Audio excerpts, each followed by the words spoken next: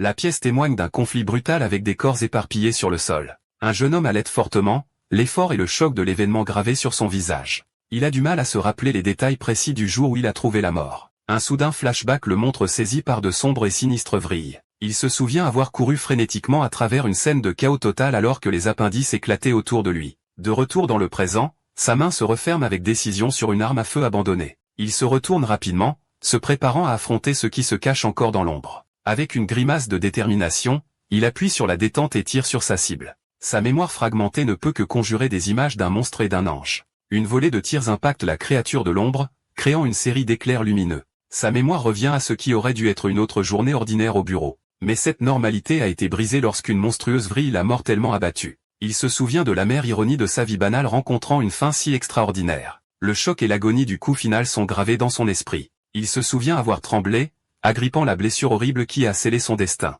Alors qu'il était impuissant, un ordre a été donné et une lame rapide s'est déplacée pour frapper. La figure angélique de sa mémoire apparaît, une guerrière rousse dans une brillante armure dorée. Elle déchaîne un barrage furieux de coups, taillant à travers les appendices sombres avec facilité. En un instant, la créature est réduite en morceaux autour de l'homme tombé. La guerrière baisse les yeux, réalisant qu'elle est arrivée juste quelques instants trop tard pour le sauver. Sa main tremble, essayant désespérément de se ressaisir à la vue du coup fatal. Affalé contre les casiers, il halète pour ses derniers souffles, la vie s'échappant de lui. Avec un dernier râle rauque, il accepte la froide réalité que son heure est venue. La guerrière angélique atterrit gracieusement sur les lieux, un phare de lumière dans la sombre après-coup. Elle s'avance avec détermination, son armure dorée irradiant une puissance d'un autre monde. Agenouillée à ses côtés, elle est la dernière personne qu'il voit, celle qui a changé son destin. Il la reconnaît comme l'ange mystérieux qui venait de s'écraser dans son monde. Une lumière chaude brille de sa main alors qu'elle lui assure que son sacrifice a sauvé les autres. Mais son visage est marqué de regret alors qu'elle avoue son incapacité à le sauver.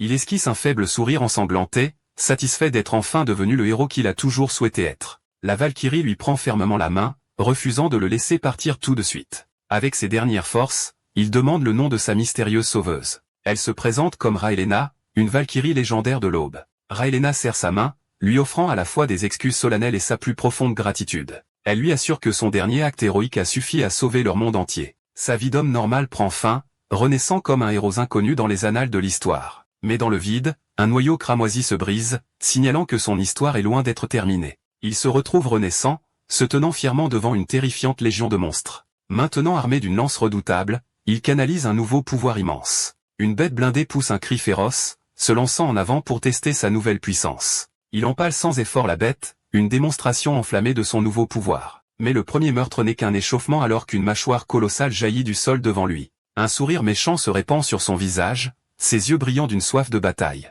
Sans une once de peur, il se lance tête la première dans la légion infinie des ténèbres. Son destin n'est plus lié à son ancienne vie, mais à un tout nouveau monde. Soudain, la conscience s'éveille dans une vaste étendue vide d'étoiles. Il se retrouve dans ses vieux vêtements, se sentant émotionnellement vide malgré le fait qu'il vienne de mourir. Il lutte pour saisir ses souvenirs, qui semblent maintenant distants et flous. Les images du monstre et de la guerrière angélique sont tout ce qui reste clair dans son esprit. Il regarde autour de lui dans le vide cosmique, se demandant si cet étrange endroit silencieux est l'au-delà. Il appelle dans le vide, sentant qu'il n'est pas seul dans l'étendue cosmique. Une voix désincarnée ondule à travers le vide, s'adressant à lui simplement comme humain. Une figure colossale à capuche émerge des ténèbres, révélant qu'il possède quelque chose qu'elle veut. Stupéfait par l'immense taille de l'être, il exige de connaître son identité et son emplacement actuel. L'entité se présente comme le vide, expliquant que son âme a été brisée et amenée dans ce royaume final. Il révèle qu'il a récupéré juste assez de son âme pour qu'il puisse le reconstituer. Une flamme bleue, l'essence de son âme réformée, s'allume dans sa main alors qu'il offre un remerciement sec.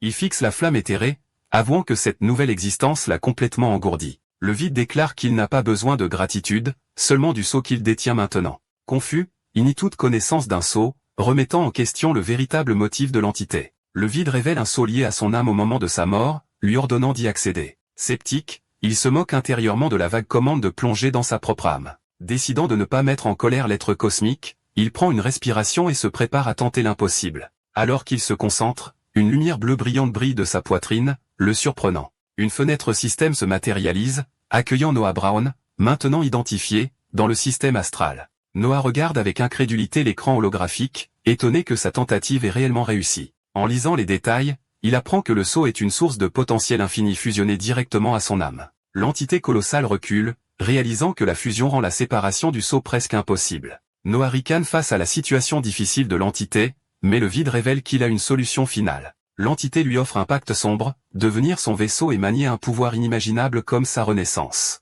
L'entité lui offre une nouvelle vie en échange de devenir le chemin de sa fin toujours croissante. Impassible, Noah s'enquiert froidement des conséquences d'un refus de cette grande proposition. Le vide lui donne un sinistre ultimatum, menaçant de prendre de force son âme s'il refuse. Il explique que son âme serait consumée juste pour extraire la puissance du sceau à l'intérieur. Un sourire ironique traverse le visage de Noah alors qu'il réalise l'illusion de choix qui lui a été donnée. Il riposte avec sarcasme, demandant effrontément s'il a droit à un conseiller juridique pour cet accord cosmique. L'entité rejette les règles mortelles, expliquant que le pacte n'est lié que par la puissance de leurs esprits. Noah souligne avec astuce le déséquilibre inhérent, remettant en question la fiabilité d'un accord aussi unilatéral. Le vide confirme sans détour que sa méfiance est justifiée, tout comme une fenêtre système apparaît avec l'offre officielle. Il sent son humanité s'échapper, le souvenir de ce que signifie être vivant s'estompant dans la poussière cosmique. Il serre le poing, décidant qu'un pacte d'âme avec une entité du vide tourbillonnante est fondamentalement une mauvaise idée. Noah défie audacieusement l'être cosmique, se demandant pourquoi un dieu aurait besoin d'une permission à moins qu'il ne soit incapable de prendre le sceau par la force.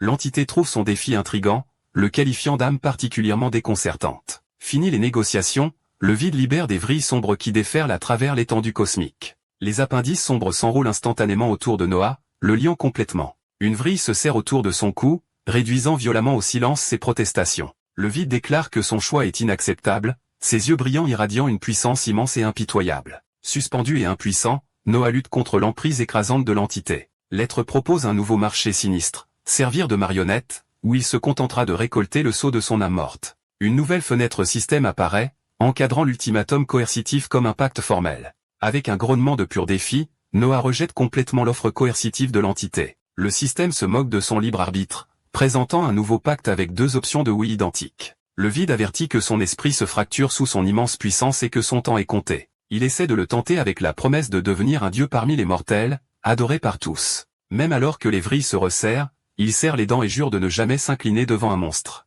Sa détermination inébranlable pique l'intérêt de l'entité, l'incitant à demander ses conditions. Les vrilles le libèrent, et l'être cosmique exige avec impatience qu'il indique son prix. Reprenant son souffle, Noah s'accroche intelligemment aux paroles antérieures de l'entité concernant la force de l'esprit. Il inverse audacieusement le script, proposant un nouveau pacte où son esprit détient le contrôle en échange de sa coopération. Le vide se moque de sa proposition, se demandant pourquoi il devrait marchander alors qu'il pourrait simplement le détruire. Noah ricane, expliquant avec assurance que l'entité devrait négocier pour la même raison qu'elle ne l'a pas déjà détruit. L'être cosmique concède avec un sourire amusé, impressionné qu'un mortel ait réussi à le déjouer. Une fenêtre système confirme leur dangereux pacte alors qu'une puissante transformation commence à submerger Noah. Alors qu'il est consumé par le vortex, le vide déclare que son essence même est désormais liée à son esprit. Le système annonce que sa renaissance est achevée, et l'entité attend avec impatience de voir ce qu'il fera de ce pouvoir. Sa main brise la surface d'un abîme violet tourbillonnant, signalant son émergence spectaculaire. Une notification du système confirme son arrivée dans un nouveau monde appelé Erandir, invoqué par un appel inconnu. Il se matérialise dans une grande salle sinistre où des silhouettes en robe chantent pour le grand être de l'abîme. Sa main se pose fermement sur le cercle d'invocation lumineux alors qu'il arrive complètement dans ce nouveau royaume étrange. Désorienté, il se redresse et examine son environnement en essayant de se repérer dans cette étrange chambre. Un cultiste en robe recule sous le choc, stupéfait que l'être qu'ils ont invoqué soit conscient. Les autres cultistes murmurent de peur, se demandant s'il s'agit d'une sorte d'épreuve divine. Alors que le culte poursuit sa prosternation, un guerrier massif traîne un tribut vers l'autel. L'offrande se révèle être une femme ligotée, présentée comme un sacrifice à leur nouveau dieu. Le guerrier offre formellement la vie de la femme à un Noah déconcerté, qui ne peut que regarder avec incrédulité. La confusion de Noah se transforme rapidement en horreur et en dégoût face au rituel qui se déroule. Le bourreau dégaine son énorme lame, se préparant à réaliser la sinistre offrande. Il lève son épée au-dessus de la captive sans défense, prêt à porter le coup fatal. L'esprit de Noah s'emballe, cherchant désespérément des informations qu'il peut utiliser pour comprendre et survivre à cette folie. Soudain, une fenêtre système se matérialise avec une nouvelle quête, lui donnant un ordre simple et urgent, courir. Il regarde avec incrédulité le menu du système, refusant d'accepter l'ordre de la quête. Le système clarifie son message urgent, offrant une fonctionnalité de carte en récompense de la fuite. Se relevant précipitamment, il n'arrive pas à croire que le seul conseil du système soit de courir. Il se rend compte que les cultistes l'ont pris pour un puissant être ancien qu'ils ont invoqué. Décidant de jouer le rôle, il exige des réponses des cultistes terrifiés. Un cultiste tremblant révèle qu'ils sont dans un royaume appelé Erandir et qu'ils l'ont invoqué pour une faveur. Il fait une démonstration théâtrale de colère divine, se demandant pourquoi ils ont osé troubler son sommeil. Son jeu d'acteur terrible est étonnamment efficace, plongeant les silhouettes en robe dans un état de panique. Intérieurement, il cherche un plan, sachant qu'il a besoin de plus d'informations pour survivre. Le système révèle un nouvel avantage, une compétence d'identification qui pourrait bien être la clé dont il a besoin. Il concentre son regard, déterminé à utiliser sa nouvelle compétence pour voir qui sont réellement ces personnes. Le système identifie le cultiste, le bourreau et la captive, dont il réalise quelle pourrait être sa clé pour s'échapper. Un sourire diabolique se répand sur son visage alors qu'il élabore un plan, ayant besoin d'une distraction pour le réaliser. Il ouvre son inventaire système, révélant un seul parchemin mystérieux qui l'attend. Atteignant l'écran holographique, il sort physiquement le parchemin dans le monde réel.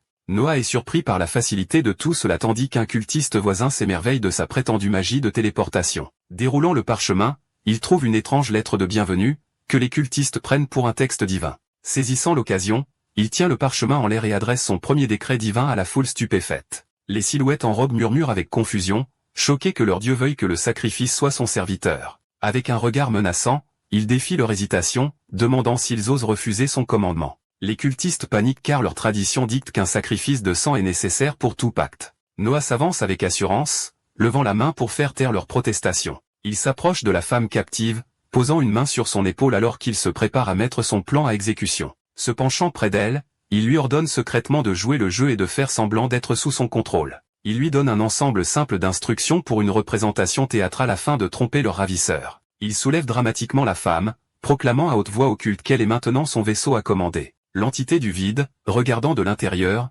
remet furieusement en question ses actions imprudentes et inattendues. La bravade de Noah faiblit un instant lorsqu'il se rend compte que la direction du culte observe chacun de ses mouvements. Réalisant que son bluff pourrait être démasqué, il saisit rapidement à nouveau la femme, sa panique intérieure augmentant. Alors qu'un cultiste s'émerveille de l'asservissement, le chef du culte déclare furieusement que l'être qu'ils ont invoqué n'est qu'un humain. Le chef du culte rugit de fureur, ses yeux brillants signalant l'ordre de capturer l'imposteur. Alors que Noah est plaqué au sol, le système annonce que sa quête d'évasion a échoué, remplacée par une nouvelle mission sinistre, combattre ou mourir. Jeté violemment à travers le sol de pierre, il voit une clé dorée se détacher des liens de la captive. Déchaînant une brutale rafale de coups, Noah frappe sans relâche l'énorme bourreau. Le guerrier autrefois puissant gît maintenant tremblant sur le sol, sa force complètement brisée. Il arrête brusquement son agression, son attention étant captée par la clé brillante sur les marches de l'autel. Se précipitant en avant, il tend désespérément la main vers la clé, son seul espoir de renverser la situation. La clé en main, il se prépare à la lancer à la captive,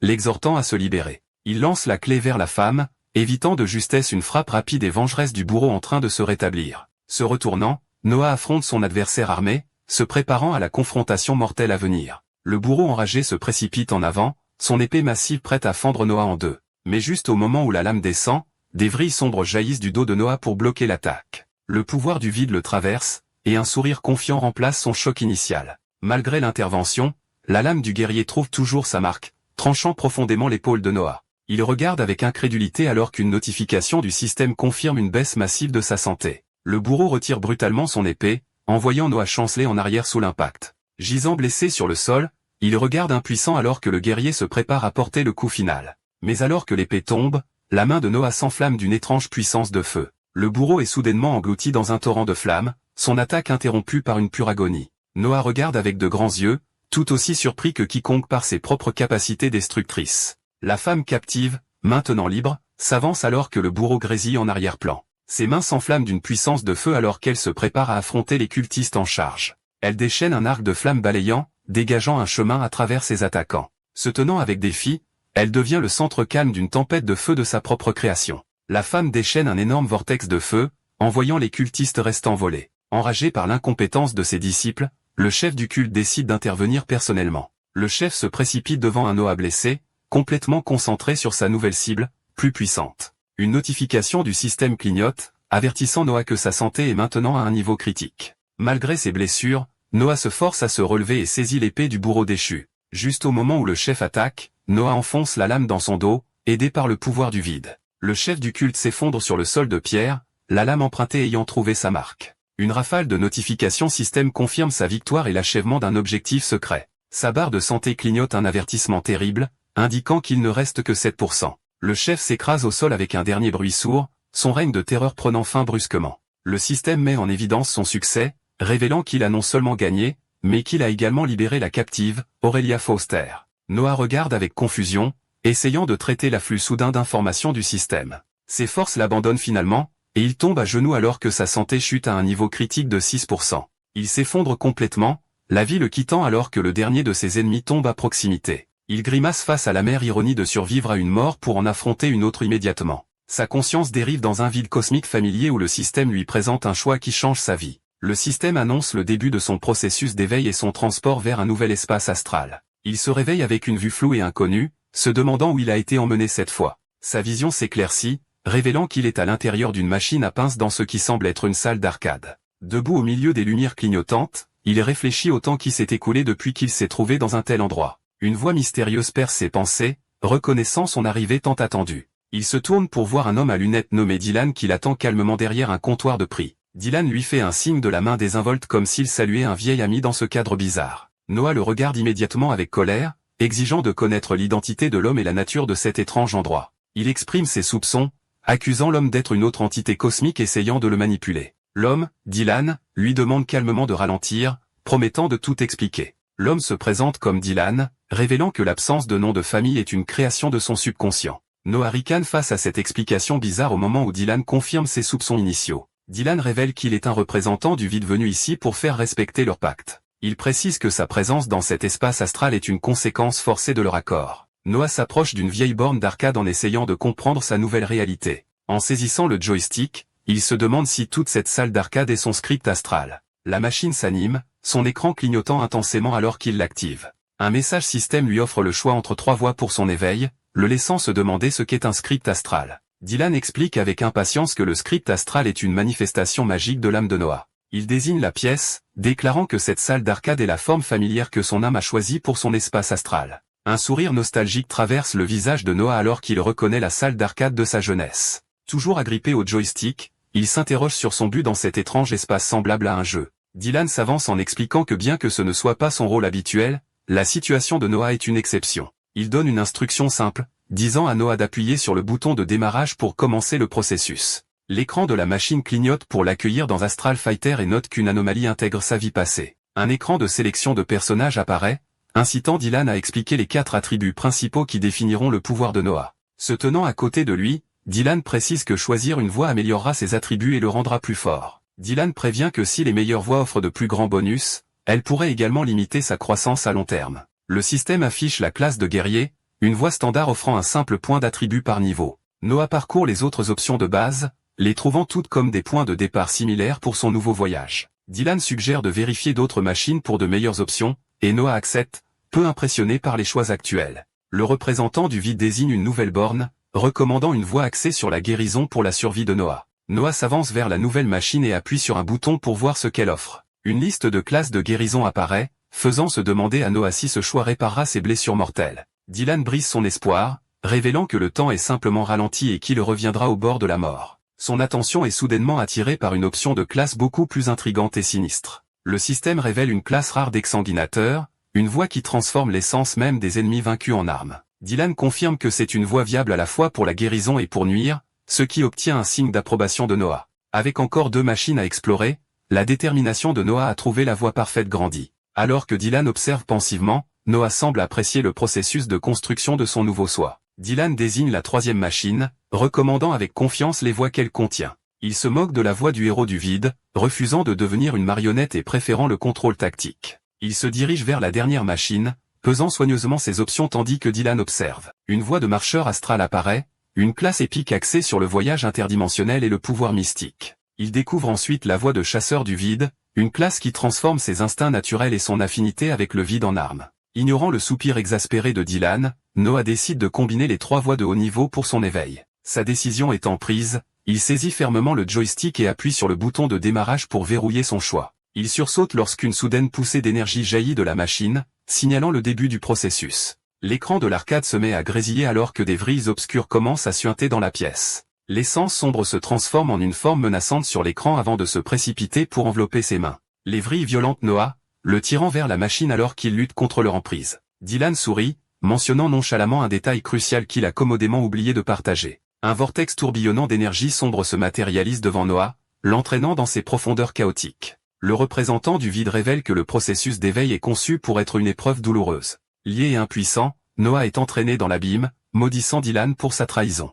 Les notifications du système confirment son éveil des 3 voies, débloquant un trio de nouvelles capacités puissantes. Son rang passe officiellement à F alors que ses nouvelles classes gagnent leur premier niveau. Le système lui accorde un boost significatif à ses attributs principaux et une poignée de points à attribuer. Sa conscience revient à son corps, le retrouvant toujours au bord de la mort dans la chambre du culte. Tremblant à cause de ses blessures, il se force à se relever du sol, prêt à faire face à sa sombre réalité. Une notification du système confirme sa nouvelle capacité d'exsanguinateur, drain sanguin. Il active la compétence, puisant la force vitale des vaincus pour régénérer rapidement sa santé. La blessure mortelle sur sa poitrine commence à se refermer alors qu'il se redresse. Mais le dernier membre du culte, Victrol, libère son propre pouvoir sombre, se préparant à une confrontation finale. Une vrille sombre se déchaîne, frappant Aurélia avec une force brutale. Elle reste défiante, faisant face aux membres du culte alors qu'il manipule les appendices sombres. Son propre pouvoir étant toujours en ébullition, elle se prépare à réaffronter l'ennemi final. Le système émet une nouvelle quête, lui demandant officiellement d'exterminer le chef du culte. Il enchaîne avec un objectif optionnel sarcastique, essayer de ne pas mourir cette fois. Avant qu'il ne puisse agir, le membre du culte piège Aurélia dans un vortex tourbillonnant d'énergie sombre. Une vrille sombre se déchaîne, visant à abattre Aurélia. Avec un regard défiant, Aurélia lève le bras et bloque l'appendice sombre. Son poing s'embrasse d'une flamme furieuse canalisant son propre pouvoir ardent. Elle libère un torrent de flammes, son corps entier devenant une arme. Aurélia charge en avant, esquivant un barrage d'attaques sombres du membre du culte flottant. Le membre du culte glousse de joie alors qu'Aurélia se prépare à affronter sa magie sombre avec sa propre résolution ardente. Leur pouvoir se heurte dans une explosion massive au moment même où Noah reçoit sa quête mise à jour. Allongé sur le sol, Noah examine son écran de système, se demandant comment utiliser au mieux son nouveau pouvoir. Sa fenêtre d'état révèle ses nouvelles classes et un nouveau lot de points d'attributs prêts à être attribués. Il commence immédiatement à élaborer des stratégies, se demandant s'il doit se spécialiser ou créer une construction plus équilibrée. Avec un sourire confiant, il attribue stratégiquement ses nouveaux points d'attributs, privilégiant l'agilité et la constitution. Le système confirme ses nouvelles statistiques plus équilibrées et un boost significatif à son mana maximum. Pendant ce temps, la bataille ardente entre Aurélia et le dernier membre du culte continue de s'intensifier. La magie sombre du membre du culte envoie Aurélia voler, mais elle atterrit avec une aisance consommée, imperturbable. Elle riposte en frappant le sol avec son poing, libérant une onde de choc dévastatrice de feu. La force brute de son attaque brise le sol en pierre, démontrant son immense force. Le visage du membre du culte se tord de rage, abasourdi par la férocité de sa contre-attaque. Aurélia lance télékinétiquement les dalles de pierre brisées directement sur son adversaire aérien. Le membre du culte esquive rapidement le barrage de projectiles, se faufilant à travers l'assaut mortel. Leur pouvoir se heurte une fois de plus dans une explosion cataclysmique de feu et d'ombre. Au milieu du chaos, Noah repère l'épée tombée du bourreau et décide de la revendiquer pour lui-même. Il ouvre son inventaire système se préparant à ranger son arme nouvellement acquise. Avec l'épée rangée en toute sécurité, il se force à se tenir prêt à rejoindre le combat. Noah jette un coup d'œil, son expression se durcissant alors qu'il évalue la bataille qui s'intensifie.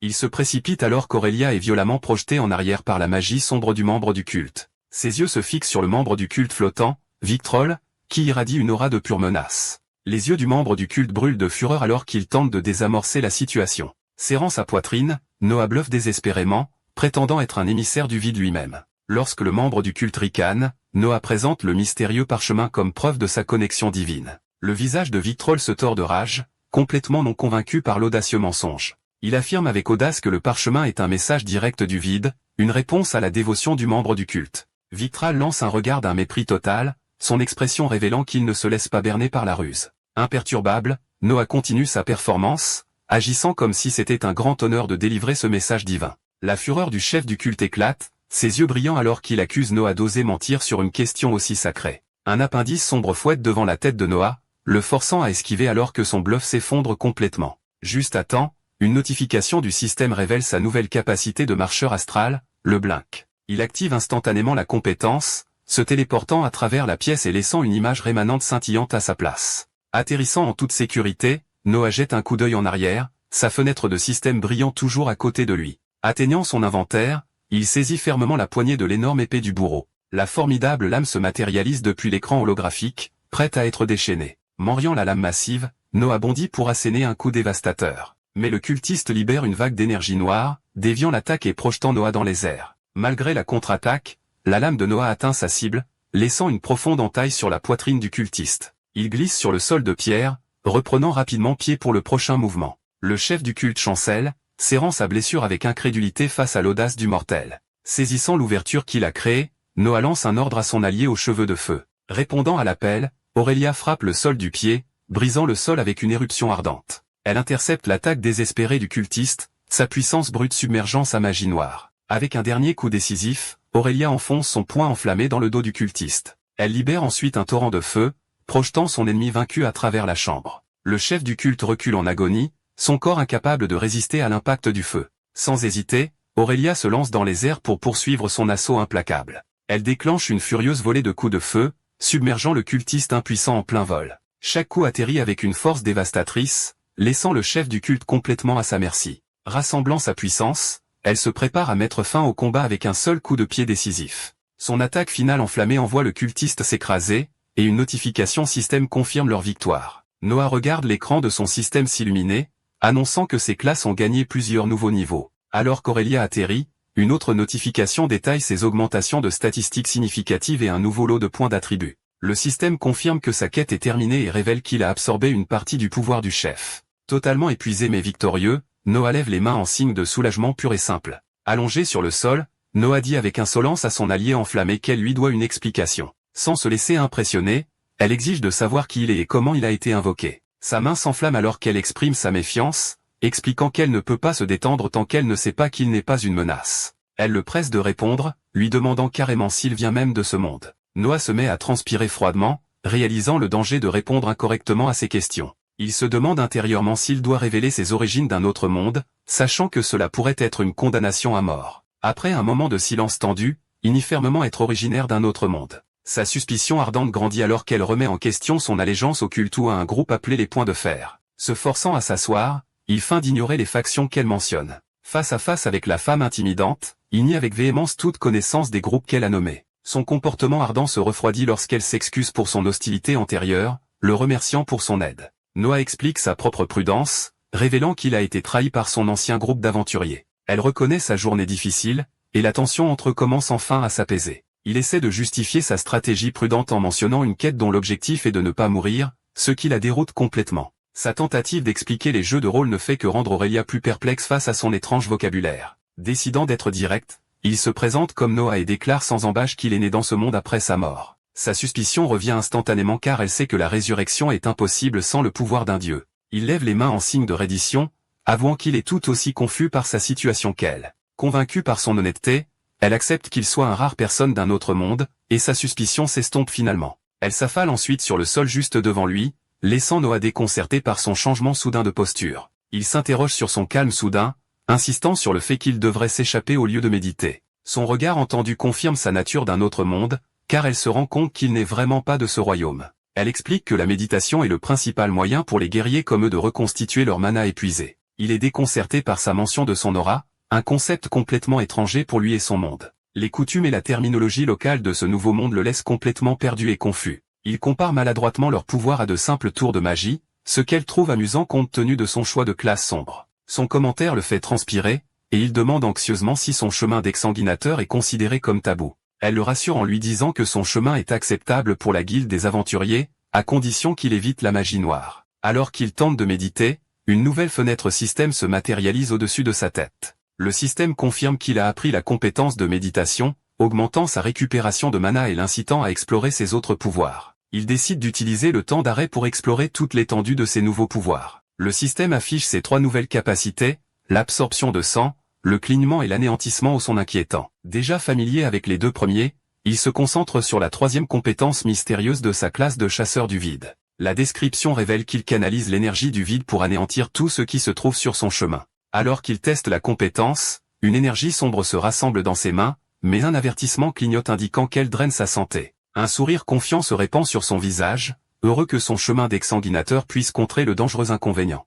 Juste au moment où Aurelia termine sa récupération et s'étire, elle annonce qu'il est temps pour eux de partir. Le couple passe devant les restes en dissolution du chef du culte, laissant derrière lui la chambre de leur épreuve. Aurelia s'arrête soudainement, se penchant pour inspecter quelque chose qu'elle a trouvé, attirant l'attention de Noah. Elle brandit un artefact doré orné expliquant qu'il s'agit d'un puissant dispositif de stockage spatial. Aurelia explique qu'ils devront se rendre dans une ville pour avoir l'espoir d'ouvrir l'artefact doré. Noah réfléchit à la commodité d'un inventaire physique, se demandant si son système a une fonction similaire. Elle révèle une complication majeure. L'appareil est lié au sang, ce qui le rend impossible à accéder à quiconque, sauf aux propriétaires. Tout en fouillant le corps du chef, elle explique qu'ils auront besoin de sa clé ou d'un expert pour contourner la serrure. Noah demande à inspecter l'artefact, et Aurélia lui lance avec désinvolture l'appareil censé être impénétrable. Alors qu'il examine l'artefact, ses yeux brillent d'une lumière bleue familière, un plan se forme dans son esprit. Une fenêtre système se matérialise, offrant de contourner la magie du sang et de transférer le contenu dans son inventaire. Avec un sourire confiant, il contourne l'ancienne mesure de sécurité en appuyant simplement sur un bouton. Un flot de notifications confirme son succès, révélant un tas de butin précieux provenant de la cache du chef. Complètement inconsciente de son vol alimenté par le système, Aurélia continue sa recherche d'une clé de cave. Noah présente avec désinvolture la clé dorée qu'il a trouvée, laissant Aurélia complètement stupéfaite. Il explique qu'elle venait du stockage du chef, énumérant l'impressionnante quantité de butin qu'il a acquis. Elle s'émerveille de sa capacité à contourner le verrou de sang alors qu'il laisse tomber la clé dans sa main. Décidant qu'il a besoin d'un changement de garde-robe, il sort un nouvel ensemble de vêtements directement de son inventaire système. Il enfile une nouvelle chemise et une cape sombre, puis tourne son attention vers les objets plus inquiétants qu'il a pillés. Le système identifie un bijou particulièrement troublant, l'anneau de l'œil abyssal. Aurélia reconnaît la bague, confirmant qu'elle est maudite mais offre une augmentation significative de la capacité de mana. Malgré son œil effrayant qui regarde sans cesse, il équipe la bague et reçoit immédiatement une notification de mise à niveau de compétence. Le système détaille les puissants enchantements de la bague, augmentant son mana, sa perception et sa compétence d'identification. Leurs affaires étant terminées, Aurélia donne un coup de pied au corps du chef sans cérémonie, dégageant leur chemin. Il jette un coup d'œil à Aurélia, sa perception accrue s'activant. Le système révèle qu'elle est une gardienne de la flamme de niveau 68, presque aussi puissante que le chef du culte. Se tournant vers son butin, il fait défiler l'impressionnante collection d'objets du chef. Un sourire méchant se répand sur son visage lorsqu'il découvre un nouvel ensemble d'armes. Il matérialise un poignard orné et brillant de son inventaire système. Avec quelques mouvements d'entraînement, il célèbre son arsenal nouvellement acquis et très gratuit. Pendant ce temps, Aurélia enjambe calmement les restes de leur ennemi vaincu. Une petite flamme s'allume dans sa paume alors qu'elle se tourne pour affronter Noah. Elle demande avec astuce si c'était la première fois qu'il prenait une vie, et il se demande comment elle pouvait le savoir. Son expression est devenue sérieuse lorsqu'elle a expliqué que son expérience lui permettait de reconnaître les signes. Noah remet en question ses motivations, et elle énumère les récompenses typiques de la vie d'un aventurier. Mais sa véritable raison est un désir profond d'aider les gens et de combattre le mal dans le monde. Elle lui retourne ensuite la question, lui demandant s'il a des regrets sur ce qu'il a fait pour survivre. Il déclare avec confiance qu'il n'en a aucun, car c'était un cas clair de tuer ou être tué. Aurélia approuve, révélant qu'elle a également été trahie par des compagnons aventuriers qui l'ont remise au culte. Son attention se tourne vers son système où il trouve un nouveau tome de compétences à réclamer. Sortant le livre de l'écran, il lui demande son avis, et elle confirme qu'il a l'étoffe d'un grand aventurier. Elle loue sa vivacité d'esprit et son sang-froid, impressionnée par la façon dont il a géré la crise. Noah accepte le compliment avec un sourire sincère et reconnaissant. Après un moment d'introspection, il demande comment utiliser ces nouveaux tomes, et elle révèle qu'il faudra un rituel spécial. Aurélia explique qu'il aura besoin d'un cercle rituel pour utiliser le tome, qu'elle propose de dessiner. Mais alors qu'elle parle, le tome dans la main de Noah éclate d'une lumière bleue, la laissant complètement stupéfaite. Ignorant son conseil, Noah place sa main sur le livre, confiant qu'il peut l'utiliser directement. Le tome flotte dans l'air et s'ouvre tout seul, défiant toutes les attentes d'Aurélia. Une fenêtre système se matérialise, offrant de débloquer une compétence basée sur la vue à partir du tome.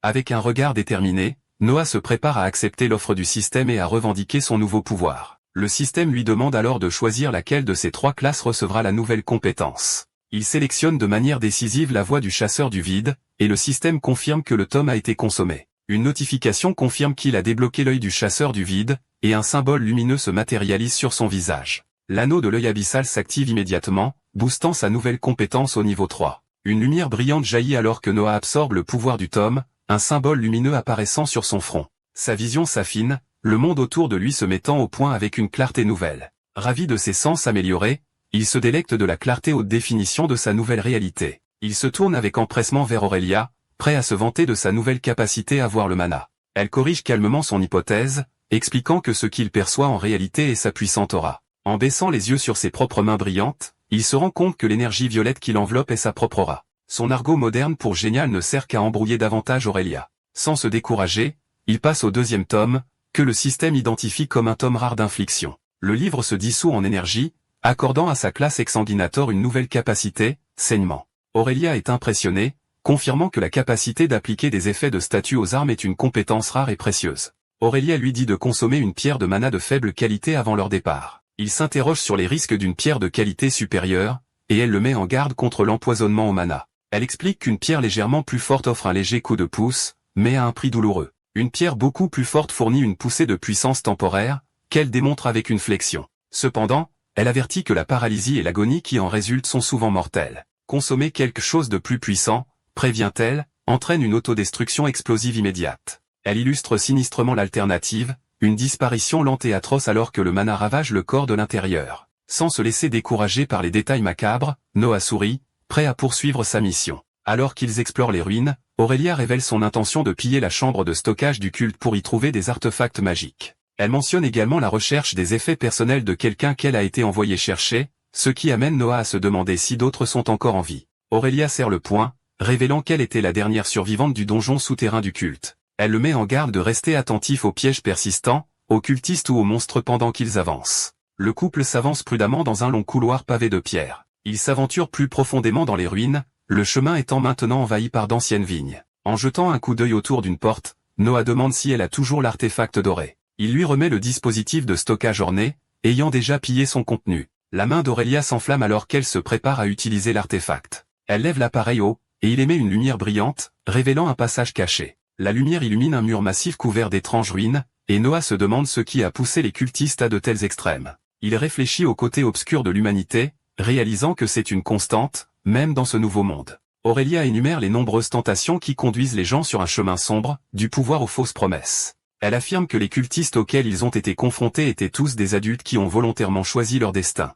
Alors qu'elle s'agenouille près du passage, Noah fait un geste vers l'étrange énergie scintillante devant eux. Aurélia identifie la zone scintillante comme un piège illusoire qu'ils doivent franchir en sautant pour continuer. Noah précise que son inquiétude ne concerne pas les cultistes, mais les innocents qui ont été forcés à cette vie. Son expression se durcit lorsqu'elle explique que les prêtres combattent l'influence de l'abîme depuis des siècles. Elle décrit un rituel brutal de purification par le feu, une punition et une exécution publique pour les cultistes. On dit que les rares qui endurent ce processus atroce sont irrémédiablement altérés par l'expérience. Noah tremble à cette pensée, horrifiée à l'idée qu'un enfant soit soumis à une telle cruauté. Elle explique avec tristesse que les enfants reçoivent une fin rapide, une dure réalité alors qu'ils approchent d'une fosse à pointe. Aurélia s'arrête soudainement, son attention étant fixée sur quelque chose juste devant. Il découvre une porte massive scellée par une barrière magique bleue scintillante. Décidant que la diplomatie est surestimée, elle annonce son intention de simplement se frayer un chemin à coups de poing. Son poing s'enflamme d'une flamme furieuse, canalisant une puissance immense dans son gantelet. Avec un regard déterminé, elle déclenche un coup de poing enflammé dévastateur. Le sceau magique se brise dans une explosion cataclysmique, les projetant tous les deux en arrière. Noah sourit devant ses compétences explosives de résolution de problèmes alors qu'elle soupire face aux conséquences. En franchissant les débris, il se retrouve dans ce qui semble être le bureau privé du chef du culte. Après une fouille rapide, Aurélia détermine que la pièce est décevante de vide d'objets de valeur. Noah en déduit qu'un chef de culte paranoïaque ne garderait jamais ses vrais trésors dans un endroit aussi évident. Il tape du pied, un cliché classique de film lui venant à l'esprit alors qu'il examine la pièce. Repérant une étagère, il commence à retirer des volumes, à la recherche d'un mécanisme caché. Il saisit l'un des livres, son instinct lui disant que c'est celui-là. Une notification du système apparaît, identifiant le livre comme un tome de compétences rares pour l'invocation. Il rejette la notification, donnant la priorité à la recherche de la cachette secrète du chef. Se fiant à la logique des vieux films, il commence à tapoter chaque livre sur l'étagère, au grand étonnement d'Aurélia. L'un des livres se rétracte dans l'étagère, révélant un trou de serrure caché derrière lui. Il sort la clé dorée du chef de son inventaire système, prêt à tester sa théorie. Avec un regard confiant, Noah lève la clé, certain qu'il a trouvé l'entrée. Il insère la clé dans la serrure, entendant un clic satisfaisant lorsqu'il tourne. Toute l'étagère gronde, glissant lentement sur le côté pour révéler ce qui se trouve derrière. Alors qu'un passage secret s'ouvre, Noah est sincèrement surpris que son intuition inspirée des films ait porté ses fruits. Aurélia lui demande comment il savait, et il explique que c'est un trope courant dans les histoires de son monde. Il regarde en bas dans le chemin nouvellement révélé, trouvant un sol taché de sang. Pour illuminer l'obscurité, Aurélia conjure un petit orbe de lumière sur le bout de son doigt. La lumière révèle un long couloir horrible bordé de cellules de prison vides. Avant qu'il ne puisse avancer, une nouvelle notification système clignote devant Noah. Le système annonce une quête cachée, le mettant au défi de découvrir les secrets de ce lieu sombre. Il explique que son nouvel objectif est de résoudre le mystère de la chambre malgré les récompenses inconnues. Ils échangent tous les deux un regard sombre, reconnaissant la nature inquiétante de leur nouveau chemin. Noah pose une main sur l'épaule d'Aurélia, lui conseillant de rester en arrière pour sa propre sécurité. Elle inverse la situation en soulignant qu'en tant qu'aventurier nouvellement réveillé, c'est lui qui est en réel danger. Aurélia rejette son statut de rang F en déclarant que cette mission est bien trop périlleuse pour un novice. S'agenouillant près d'une sinistre tâche, elle insiste sur le fait qu'il devrait chasser des monstres de bas niveau, et non fouiller le repère d'un culte. Il suggère une retraite tactique, proposant d'aller dans une ville voisine et de rassembler des renforts. Elle refuse, révélant que ses anciens coéquipiers perfides sont probablement toujours dans la région. Aurelia explique que ses autres compagnons ont été tués, et qu'elle doit retrouver leur corps avant qu'ils ne soient réanimés en tant qu'horreur morte vivante. Comprenant sa détermination, Noah tape sur sa poitrine et décide de l'accompagner dans cette sombre tâche. Avec un regard déterminé, il jure de la protéger, promettant qu'elle ne tombera pas dans cet endroit. Elle se moque de sa bravade tandis qu'il rétorque avec frustration, lui rappelant son rôle dans leur récente victoire. Elle admet qu'il est étonnamment habile avec la magie, mais il attribue effrontément ses habitudes de jeu, la laissant perplexe. Arrivée à une bifurcation dans le couloir, Aurelia utilise sa lumière pour les guider sur le chemin de gauche. Alors qu'ils se faufilent dans un passage étroit, Aurelia explique que la conception étroite est une mesure défensive délibérée. Elle teste le mur, révélant qu'il est forgé avec du mana, et Noah est impressionné par sa durabilité. Ils arrivent à une autre porte scellée, et Noah demande ironiquement si elle prévoit d'utiliser sa méthode habituelle de force brute. À sa grande surprise, elle essaie simplement la poignée de porte, trouvant la porte déverrouillée. Elle ouvre prudemment la porte, le tirant en arrière alors qu'elle s'avance pour prendre les devants. En entrant, elle reconnaît qu'il avait raison alors qu'il trouve une pièce jonchée de papiers arcaniques. La pièce s'avère être le bureau secret du chef du culte, rempli de livres et de recherches. Alors qu'elle déchiffre les notes éparses, Noah désigne un livre qu'elle tient, certain qu'il contient les plans du culte. Elle lit dans le journal du chef, apprenant qu'il essayait de créer une chimère à partir de son familier. Le journal détaille un deuxième prototype plus réussi qui a conservé son intelligence, mais qui a finalement été perdu. Les notes révèlent que le processus était instable et que le chef avait besoin d'un éveil de rang plus fort comme base pour sa prochaine création. Alors que Noah lit la dernière entrée, son système annonce que sa quête cachée est terminée, sans offrir de récompense. Soudain, une volée de dagues d'ombre se matérialise, volant directement sur le duo surpris. Aurelia réagit instantanément, attrapant Noah et le tirant hors du bureau juste au moment où l'attaque frappe. Ils s'arrêtent dans la salle principale, reprenant leur souffle en regardant vers la source de l'embuscade. Un des cultistes tombés se relève, marmonnant la tristesse de son maître alors qu'il se prépare à attaquer. Avant qu'il ne puisse agir, un bruit sourd provenant d'une cage à proximité attire l'attention de Noah et d'Aurelia. Une créature monstrueuse greffée de chair avec 3 yeux claque contre les barreaux alors qu'une fenêtre système identifie la nouvelle menace. Aurelia réalise avec horreur que la créature grotesque est fusionnée à partir des corps de ses compagnons prisonniers. Noah observe que l'amalgame monstrueux ne semble absolument pas s'intéresser à eux pour le moment. La paire pousse un soupir de soulagement collectif, croyant avoir évité un autre combat. Mais l'attention de la créature se tourne soudainement vers Noah, ses nombreuses voix murmurant au sujet de l'anneau de son maître. Le cultiste réanimé lève la main, révélant l'anneau de l'œil abyssal qui appartient maintenant à Noah. Le visage de Noah pâlit lorsqu'il réalise que le monstre le vise spécifiquement pour l'artefact volé. Avec un rugissement furieux,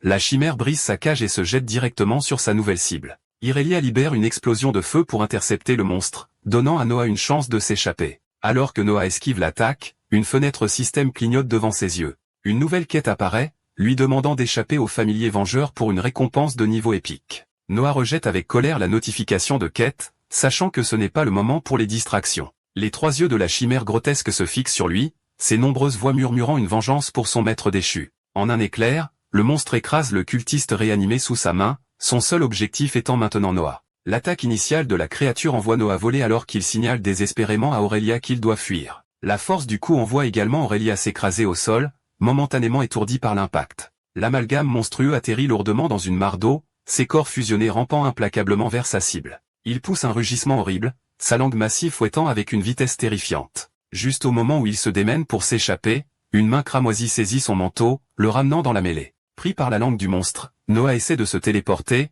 mais découvre que sa capacité de saut a mystérieusement échoué. La tête principale de la créature sourit avec une joie sadique, savourant le moment où elle le tient captif. Une notification système confirme que son aura est supprimée, désactivant sa capacité de saut juste au moment où les flammes d'Aurelia tranchent la langue du monstre. Libéré de son emprise, Noah se précipite alors que l'appendice brûlant se débat sauvagement sur le sol. Le regard du monstre se tourne vers Aurelia, son œil brillant d'une énergie verte malveillante alors qu'il l'identifie comme un obstacle. Avec un sourire horrible, l'amalgame de visage déclare son intention de les anéantir tous les deux. Aurelia recule, se défendant contre l'assaut incessant de la créature avec son pouvoir ardent. Elle réalise que ses flammes ne suffisent pas à surmonter sa régénération rapide et commence à élaborer une nouvelle approche. En réponse, le corps de la créature éclate en une masse de pics mortels se préparant à une contre-attaque dévastatrice. Noah recule d'un cri mental perçant, mais une notification système confirme qu'il a résisté à ses effets débilitants. L'horreur épineuse se lance dans les airs, projetant une ombre menaçante alors qu'elle descend sur eux.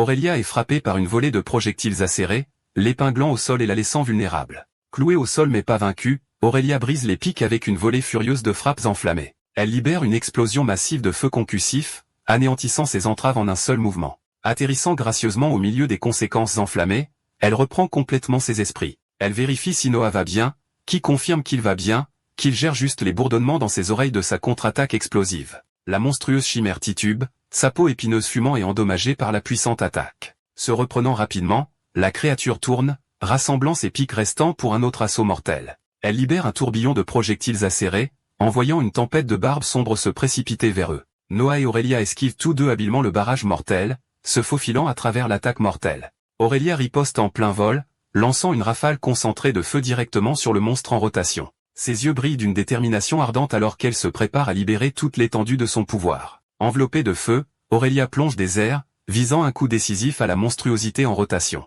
Son poing se connecte dans une explosion cataclysmique, engloutissant la tête de la chimère dans un torrent de flammes. Elle atterrit avec une aisance éprouvée, laissant une traînée de feu alors que l'amalgame de corps commence à se tordre. Les nombreux visages fusionnés à la créature crient dans une agonie silencieuse, leur forme se tordant dans l'incendie. Irelia tient bon, son pouvoir ardent formant une barrière contre la masse rampante désespérée. L'expression de Noah s'assombrit lorsqu'il reconnaît la qualité humaine impuissante des voix douloureuses de la créature. Avec une détermination sombre, Aurelia rassemble son énergie restante, se préparant à mettre fin à ses souffrances. Elle libère un pilier de feu imposant, avec l'intention d'incinérer complètement l'horreur grotesque. La chimère est prise dans le vortex enflammé, sa forme tordue consumée par l'inferno implacable. Noah regarde avec incrédulité, une goutte de sueur coulant sur son visage alors qu'il sent que la créature est toujours vivante d'une manière ou d'une autre. Noah regarde avec horreur alors que la masse fumante sur le sol commence à s'agiter, prouvant que ses craintes sont justes. La chair de la créature tremble et frissonne, ses corps fusionnés se tordant dans ce qui semble être une douleur atroce.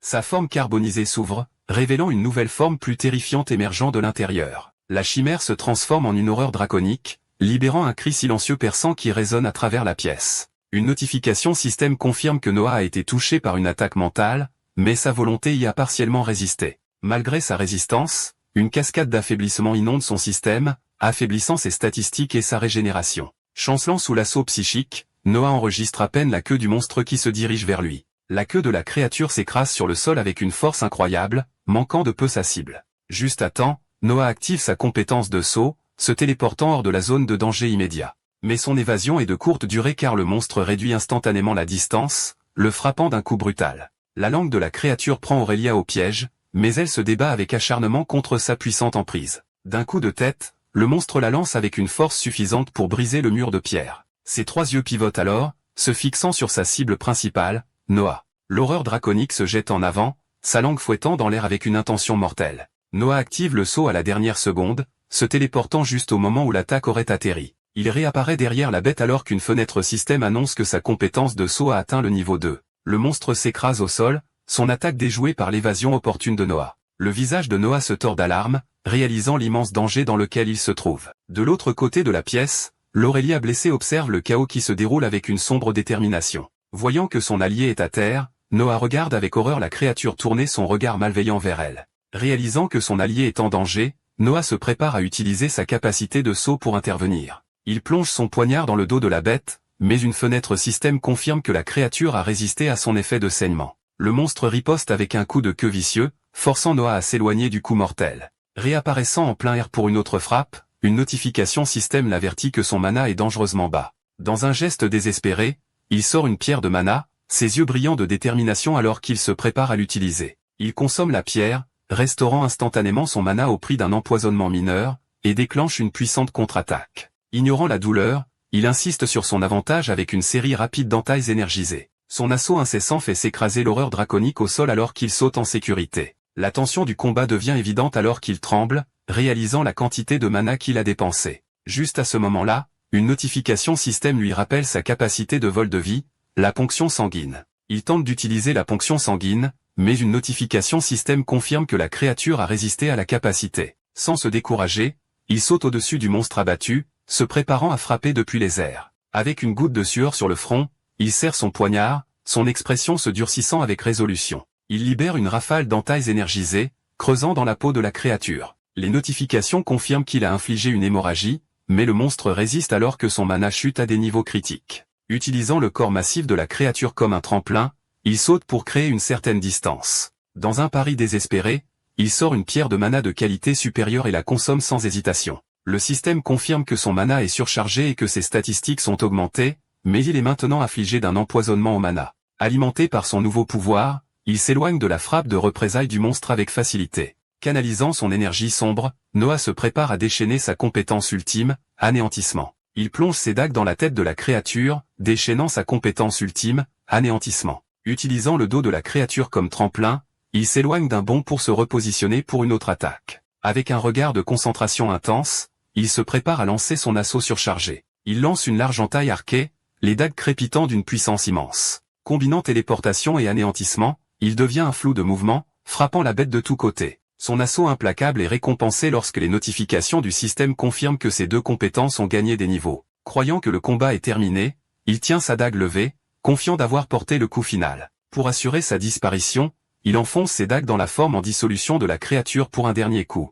Mais la créature riposte, ses mâchoires massives se reformant et se refermant pour le piéger. La puissance temporaire s'estompe, et un déluge de notifications du système confirme que ses buffs ont expiré, le laissant paralysé et dans l'agonie. Le monstre rugit de frustration, se préparant à avaler Noah paralysé tout entier. Sa longue langue s'enroule autour de son corps, le contraignant alors qu'elle l'attire dans sa gueule. Complètement enveloppé et impuissant, Noah est traîné sur le sol, incapable de résister. De l'autre côté de la chambre, Aurélia, blessée, ne peut qu'assister à la consommation de son allié. La gorge de la créature se gonfle, les visages sur sa chair se tordant alors qu'elle l'avale. Tout son corps frissonne violemment, réagissant au repas involontaire à l'intérieur. Soudain, une dague perce de l'intérieur, et une notification confirme qu'il a infligé un saignement. Un déluge de messages du système révèle qu'il a utilisé l'absorption de sang pour se soigner et réduire sa paralysie. Le monstre se tord d'agonie tandis que l'effet de saignement interne s'intensifie, lui causant d'immenses dégâts.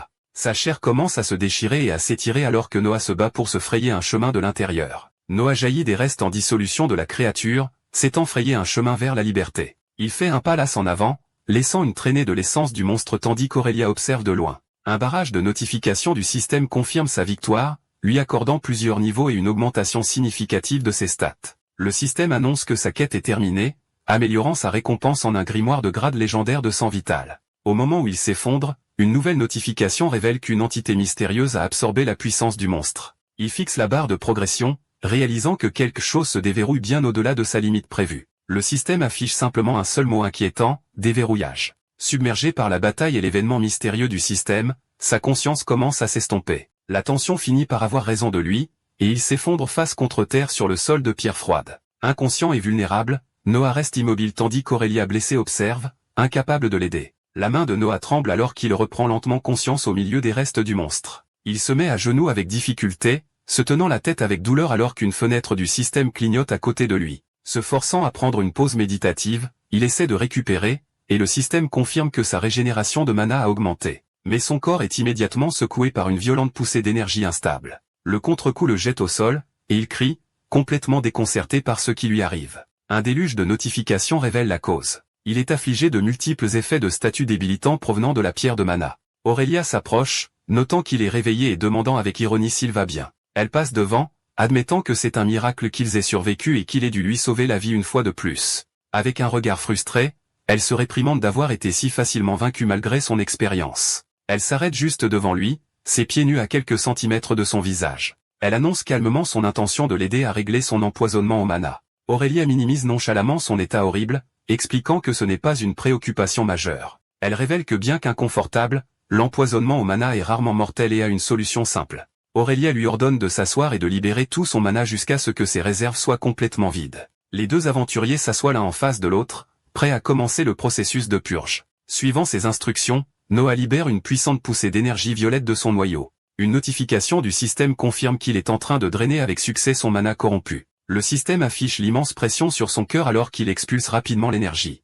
Une autre notification clignote, l'avertissant que ses niveaux de mana sont devenus dangereusement bas. Complètement vidé, il se voûte, haletant à bout de souffle à cause de l'effort. La purge violente se termine enfin et il s'écrase sur le sol, complètement épuisé. Une fenêtre du système confirme son succès, annonçant que l'empoisonnement au mana a été purgé. Aurélia explique calmement que la sensation étrange passera à mesure que son mana se régénérera naturellement. Elle l'avertit que sa régénération sera altérée pendant quelques jours, alors il demande un objet de guérison. Aurélia lui fournit une gourde d'eau, qu'il accepte avec gratitude et boit. Sa crise immédiate étant gérée, il décide qu'il est temps de réclamer sa récompense légendaire. Alors qu'il se prépare à l'utiliser, le grimoire légendaire éclate d'une brillante lumière dorée. Une fenêtre du système identifie le grimoire légendaire de sang vital, offrant de déverrouiller sa capacité. Acceptant l'invite, le grimoire éclate en énergie dorée qui coule directement en lui. Une notification confirme que sa classe d'exsanguinateur a déverrouillé la nouvelle capacité puissante, sang vital. Le système détaille sa nouvelle compétence de sang vital,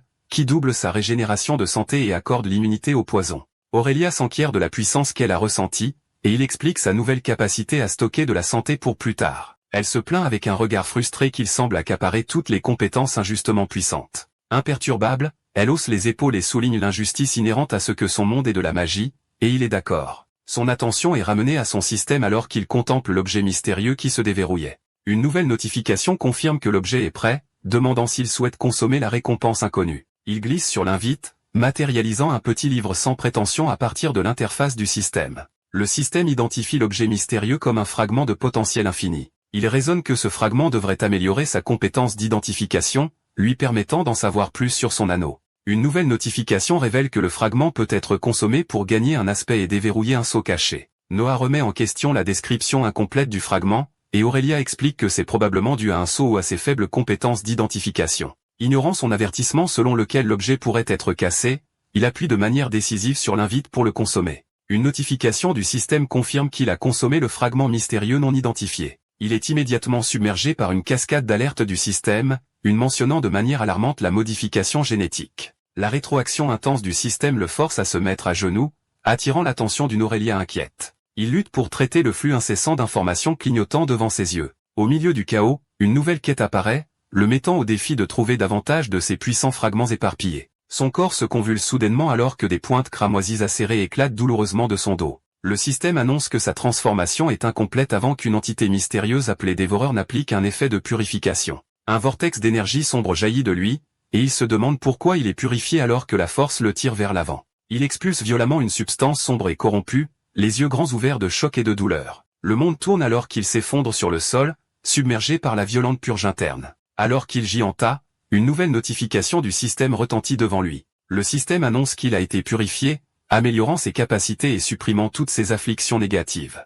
À travers la brume de la douleur, il commence à traiter la purification inattendue et puissante qu'il vient de subir. Aurélia s'approche prudemment, le regardant gésir immobile après l'événement bizarre. Elle est stupéfaite par le volume de corruption qu'il a expulsé, s'interrogeant sur la nature toxique de son monde d'origine. Plus tard, Noah se débarrasse de la saleté et de la corruption sous un flux d'eau constant. Il réfléchit à sa nouvelle réalité, un contraste frappant avec la vie banale qu'il menait il y a à peine un jour. Le système intervient de manière comique, confirmant que sa douche l'a nettoyé et a supprimé son épuisement. Se sentant rafraîchi, Noah s'essuie, son physique étant sensiblement plus défini après les récentes épreuves. De retour dans sa chambre, il affiche son écran d'attributs, trouvant un nombre important de points prêts à être attribués. Glissant vers l'écran suivant, il est stupéfait par un nouvel ajout inattendu à ses capacités. Le système révèle qu'il a acquis l'aspect du dévoreur, un trait unique qui stimule sa croissance dans toutes ses statistiques. Il s'émerveille de l'augmentation immédiate de la puissance, mais s'interroge sur le plein potentiel de l'attribut de croissance. Le système précise que ce nouvel attribut permet à sa force d'augmenter à la fois par des moyens magiques et par ses propres efforts.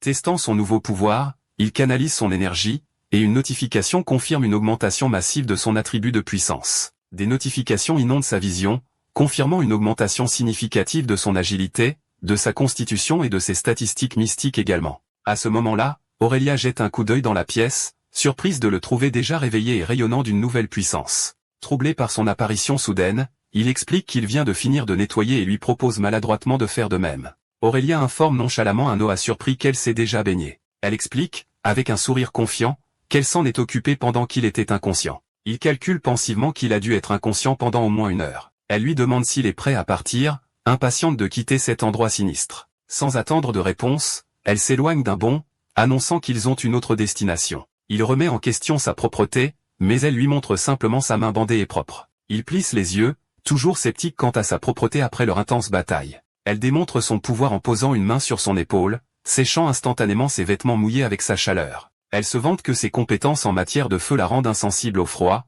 tandis qu'il se souvient avec tendresse de son amour pour l'hiver. Alors qu'il marche vers une sortie lumineuse, il propose de lui faire découvrir une friandise glacée de son monde. Aurélia est complètement déconcertée par ces étranges références culturelles, ne sachant pas s'il s'agit d'un problème de traduction ou simplement de lui. Ils sortent enfin des ruines sinistres et entrent dans une forêt ensoleillée et vibrante. Noah est surpris par la luminosité soudaine et les sons du monde vivant qui l'entoure. Alors qu'Aurélia exprime son soulagement de voir le ciel, Noah regarde vers le haut avec une incrédulité totale. Il est stupéfait de découvrir que ce monde a 2 soleils, un fait qu'Aurélia trouve tout à fait normal. Il s'interroge sur la logistique d'un système à 2 soleils, mais elle lui donne une explication très simple. Elle développe leur cycle jour-nuit unique, qui comprend une première aube et un crépuscule final. Noah contemple le nouveau concept étrange d'un monde avec 2 aubes distinctes. Une notification du système apparaît soudainement, confirmant que sa quête d'évasion est terminée et débloquant une fonction de carte. Ses yeux brillent alors que le nouveau système de cartes s'intègre, lui fournissant instantanément des informations géographiques. Noah s'enquiert d'une petite amulette qu'Aurélia a trouvée, et elle explique qu'il s'agit d'un objet non magique destiné à protéger les enfants. Sa sinistre révélation qu'elle a trouvé le charme de l'enfant dans une cellule de prison donne à Noah une sombre réalisation. Une nouvelle quête du système lui confie la tâche de rendre le charme au village de Léphar, fixant ainsi leur prochaine destination. Sans prévenir, Aurélia le dépasse soudainement, le tirant de ses pensées. Elle s'arrête dans une clairière, décidant de camper pour la nuit et proposant de lui enseigner les bases de l'aventure. Il s'incline respectueusement, l'appelant en plaisantant son aîné, ce qui la rend méfiante quant à ses véritables intentions. Alors qu'il s'installe pour la nuit, il lui assure qu'il est sincère, bien que son ton suggère le contraire. Le lendemain matin, Noah est stupéfait par une vue inattendue et demande une explication à Aurélia. Elle révèle nonchalamment leur nouveau mode de transport, 2 créatures massives blindées qu'elle a trouvées et apprivoisées. Il regarde les bêtes géantes avec méfiance, se demandant si elles sont sûres à monter ou si elles sont plus susceptibles de devenir un repas. Aurélia réfute avec confiance ses inquiétudes, montant facilement l'une des bêtes. Elle explique que les créatures, appelées armadiales, sont des herbivores dociles connus pour coopérer avec les humains. Noah hoche la tête en signe de compréhension, son scepticisme s'estompant à mesure qu'il accepte son explication. Il se tient devant sa propre monture désignée tandis qu'Aurélia attend patiemment sur la sienne. Noah s'approche prudemment de la créature en train de paître, donnant une tape hésitante sur sa carapace blindée. Il tente de grimper sur le dos large et glissant de l'armadiale. Sa première tentative se solde par un échec car il perd l'équilibre et tombe au sol. Voyant ses efforts maladroits, Aurélia pousse sa monture vers l'avant avec son talon. Elle rit et avance, laissant un Noah frustré se démener sur le sol de la forêt. Ne voulant pas être laissé pour compte, Noah se prépare à utiliser sa compétence de téléportation pour rattraper son retard. Il se téléporte sur le dos de la créature, prenant une pose fière comme s'il l'avait montée avec facilité. Mais sa victoire est de courte durée car la bête s'élance en avant, le faisant presque perdre l'équilibre. Il lui donne des coups de pied frénétiques sur le côté, essayant de faire suivre à la créature têtue Aurélia. L'armadia lui jette un regard entendu, comme s'il lui disait en silence de se préparer. Aurélia lance un dernier avertissement de s'accrocher fermement alors qu'elle ouvre la voie dans la forêt dense. Les griffes de la créature s'enfoncent dans la terre, se préparant à un lancement puissant. À son grand choc, les bêtes défient la gravité, remontant à la verticale le long d'un tronc d'arbre massif. Sa monture fait un virage brusque soudain et il lutte pour maintenir sa prise. Il est projeté en l'air, et Aurélia se retourne avec inquiétude alors qu'il plonge vers le sol. Juste avant l'impact, une fenêtre du système confirme qu'il active sa compétence de téléportation pour se sauver. Il se téléporte juste à temps, attrapant une branche et se balançant dangereusement au-dessus du sol de la forêt. Son soulagement est de courte durée car la branche commence à se fissurer sous la tension. La branche cède, le faisant à nouveau dégringoler vers le bas. Il atterrit maladroitement sur une autre branche, suspendu la tête en bas alors que le rire d'Aurélia résonne à travers les arbres. Sa monture le trouve, lui offrant un coup de langue baveux sur le visage, à son grand dégoût. Aurélia ne peut contenir son amusement, riant de son manque total de compétences en équitation. Noah lui lance un regard irrité, n'appréciant manifestement pas d'être la source de son divertissement. Maintenant correctement assis, il court à travers la forêt, et elle lui demande en plaisantant s'il s'amuse enfin. À sa grande surprise, il rayonne d'excitation, comparant cette course exaltante à un vol sur le dos d'un dragon. Son commentaire la prend au dépourvu, et elle se demande comment il connaît les dragons si son monde manque de magie. Il explique que son monde a des dragons, mais seulement dans les histoires et les mythes, précisant qu'ils ne sont pas réels. Noah explique que l'équivalent le plus proche était les dinosaures, des créatures gigantesques datant de millions d'années. Il ajoute qu'ils ont été anéantis par un cataclysme bien avant l'existence de l'humanité. Aurélia note que c'est probablement mieux ainsi, car les dragons anciens de son monde peuvent raser des villes entières. Elle révèle une théorie du complot selon laquelle les attaques de dragons sont parfois des camouflages pour les destructions causées par de puissants éveillés. Noah trouve sa théorie intéressante, réfléchissant aux implications d'un tel camouflage. Il lui demande son avis, et elle confirme sa croyance aux dragons, ayant été témoin de nombreuses choses incroyables. Aurélia en déduit que dans un monde avec autant de créatures impossibles, les dragons pourraient facilement exister. Noah est d'accord avec sa logique, ajoutant qu'il a également rencontré quelque chose qui défie la croyance. Il a ensuite du mal à se souvenir de la rencontre, devenant complètement vide alors qu'Aurélia le regarde, perplexe. Irélia annonce la fin du sentier forestier, expliquant qu'ils devront bientôt voyager à pied. Elle estime que leur destination est à environ 4 heures alors que leur monture atterrisse sur une route solide. Pour passer le temps, elle propose de lui donner une introduction appropriée au monde des rendirent. Chevauchant sur un large chemin, ils sont repérés par des villageois qui les identifient avec enthousiasme comme des aventuriers. Le couple continue d'avancer, baigné de soleil alors qu'ils approchent de l'entrée du village. Une grande foule accueillante s'est rassemblée pour les saluer avec des vagues et des acclamations enthousiastes. Les visages des villageois sont remplis de joie et d'excitation à la vue des deux héros. Noah demande en plaisantant si ce traitement de célébrité est une occurrence régulière pour elle. Elle explique que de telles réceptions chaleureuses sont généralement réservées aux petits villages reconnaissants. Scrutant la foule acclamant, Noah sourit, pensant qu'il pourrait s'habituer à être un héros. Alors qu'il traverse la foule acclamant, Noah apprécie l'accueil chaleureux des villageois. Après avoir démonté, ils sont approchés par un jeune villageois qui semble être un palefrenier. Noah donne une tape reconnaissante à sa monture, remerciant la créature pour le voyage. Irélia remet quelques monocœurs au palefrenier, lui demandant de les mélanger à la nourriture de la créature. Le jeune homme est stupéfait par la valeur des monocœurs qu'elle lui a donnés. Noah s'interroge sur sa générosité, et elle explique qu'un bon pourboire assure un meilleur service, une leçon qui, note-t-il, est universelle. Elle lui conseille ensuite d'être prudent, expliquant que rien de ce qui le concerne n'est de bon sens dans ce monde. Aurélia explique que, bien qu'elle puisse comprendre les villageois isolés, son existence est complètement étrangère. Elle note ironiquement qu'une plante parlante soulèverait probablement moins de sourcils qu'un étranger. Un aubergiste les accueille alors qu'ils entrent, prêts à trouver un logement pour la nuit. L'aubergiste amical demande au couple la durée de leur séjour. Aurélia paie avec 2 cœurs de mana, demandant une chambre pour une nuit avec des lits séparés. L'aubergiste fait glisser une clé sur le comptoir, les dirigeant vers leur chambre au 2e étage. Aurélia explique qu'elle a des affaires à régler et demande si Noah veut se reposer. Il refuse, préférant rester et s'imprégner de l'expérience rare d'une taverne paisible. Son commentaire morbide sur le fait de ne pas être assassiné lui vaut un regard étrange d'Aurélia et de l'aubergiste.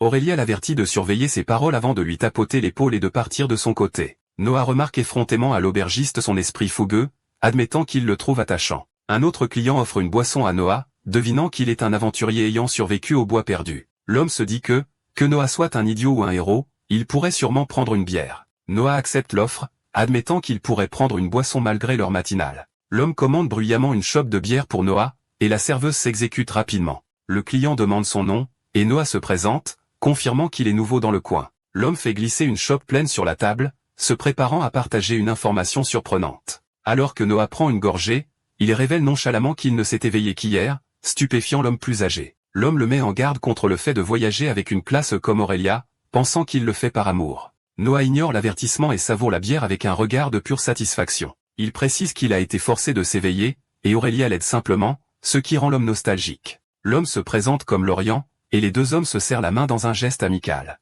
Une fenêtre du système identifie Lorient comme un guerrier taillé dans la pierre alors que Noah s'enquiert de son passé d'aventurier. Lorient explique qu'il est un aventurier à la retraite, ayant perdu sa magie dans un accident et ayant arrêté tant qu'il était en avance. Intrigué, Noah demande quel genre de monstre pourrait priver quelqu'un de ses capacités. Le vieux guerrier commence son histoire, se souvenant d'une quête de donjon au nord qui a mal tourné. Il décrit une embuscade soudaine par une entité translucide qui a paralysé son groupe, tuant 2 personnes et en aveuglant une autre. Lorient conclut son récit sombre, admettant qu'il a perdu son mana et n'a jamais appris l'identité de la créature. Alors que Noah boit sa bière, une notification du système confirme que sa capacité de force vitale a instantanément éliminé l'intoxication. Il se plaint de ne même pas pouvoir se saouler, ce qui amène Lorient à deviner qu'il a une puissante capacité de constitution. Lorient suggère de désactiver la compétence, et une invite du système donne immédiatement à Noah la possibilité de le faire. Une simple notification confirme que sa capacité de force vitale a été désactivée avec succès. Enfin capable de profiter de sa boisson, Noah demande avec enthousiasme une autre tournée pour fêter ça.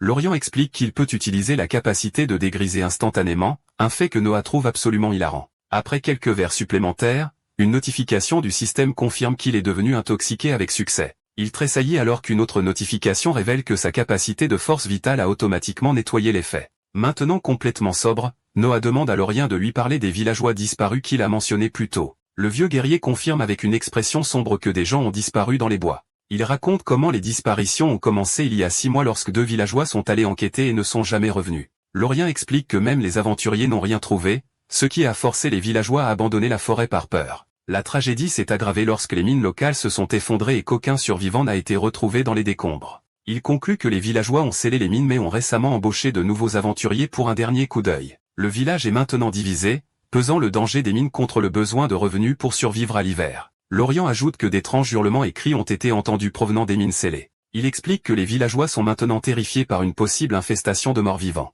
Le vieux guerrier note que si la guilde des aventuriers confirme une infestation, tout le village serait forcé d'évacuer, un sort que personne ne souhaite. Sortant, Noah tape du pied avec impatience en attendant Aurélia. Il s'arrête en remarquant une foule de villageois qui murmurent et se rassemblent dans la rue. Entendant leur conversation, il apprend que le maire prévoit de sceller les mines pour de bon. Les villageois paniquent, réalisant que sans les mines, leur ville est condamnée. Les citoyens inquiets se précipitent pour confronter le maire à propos de sa décision. Noah observe la foule anxieuse se rassembler devant ce qui semble être l'hôtel de ville. Noah jette un coup d'œil dans la pièce bondée, observant la confrontation tendue entre les villageois. Son système identifie les deux figures principales, un maire à l'air stressé et un mineur sculpté dans la pierre furieux. Le mineur confronte le maire, refusant de laisser la ville mourir de faim, tandis que le maire plaide contre le risque de nouvelle vie. Le maire essaie désespérément de calmer la foule, plaidant qu'il essaie seulement d'assurer leur survie. Aurélia apparaît soudainement à côté de Noah, s'interrogeant sur sa présence, et il lui pose la même question. Elle explique qu'elle est venue chercher des informations sur ces traîtres,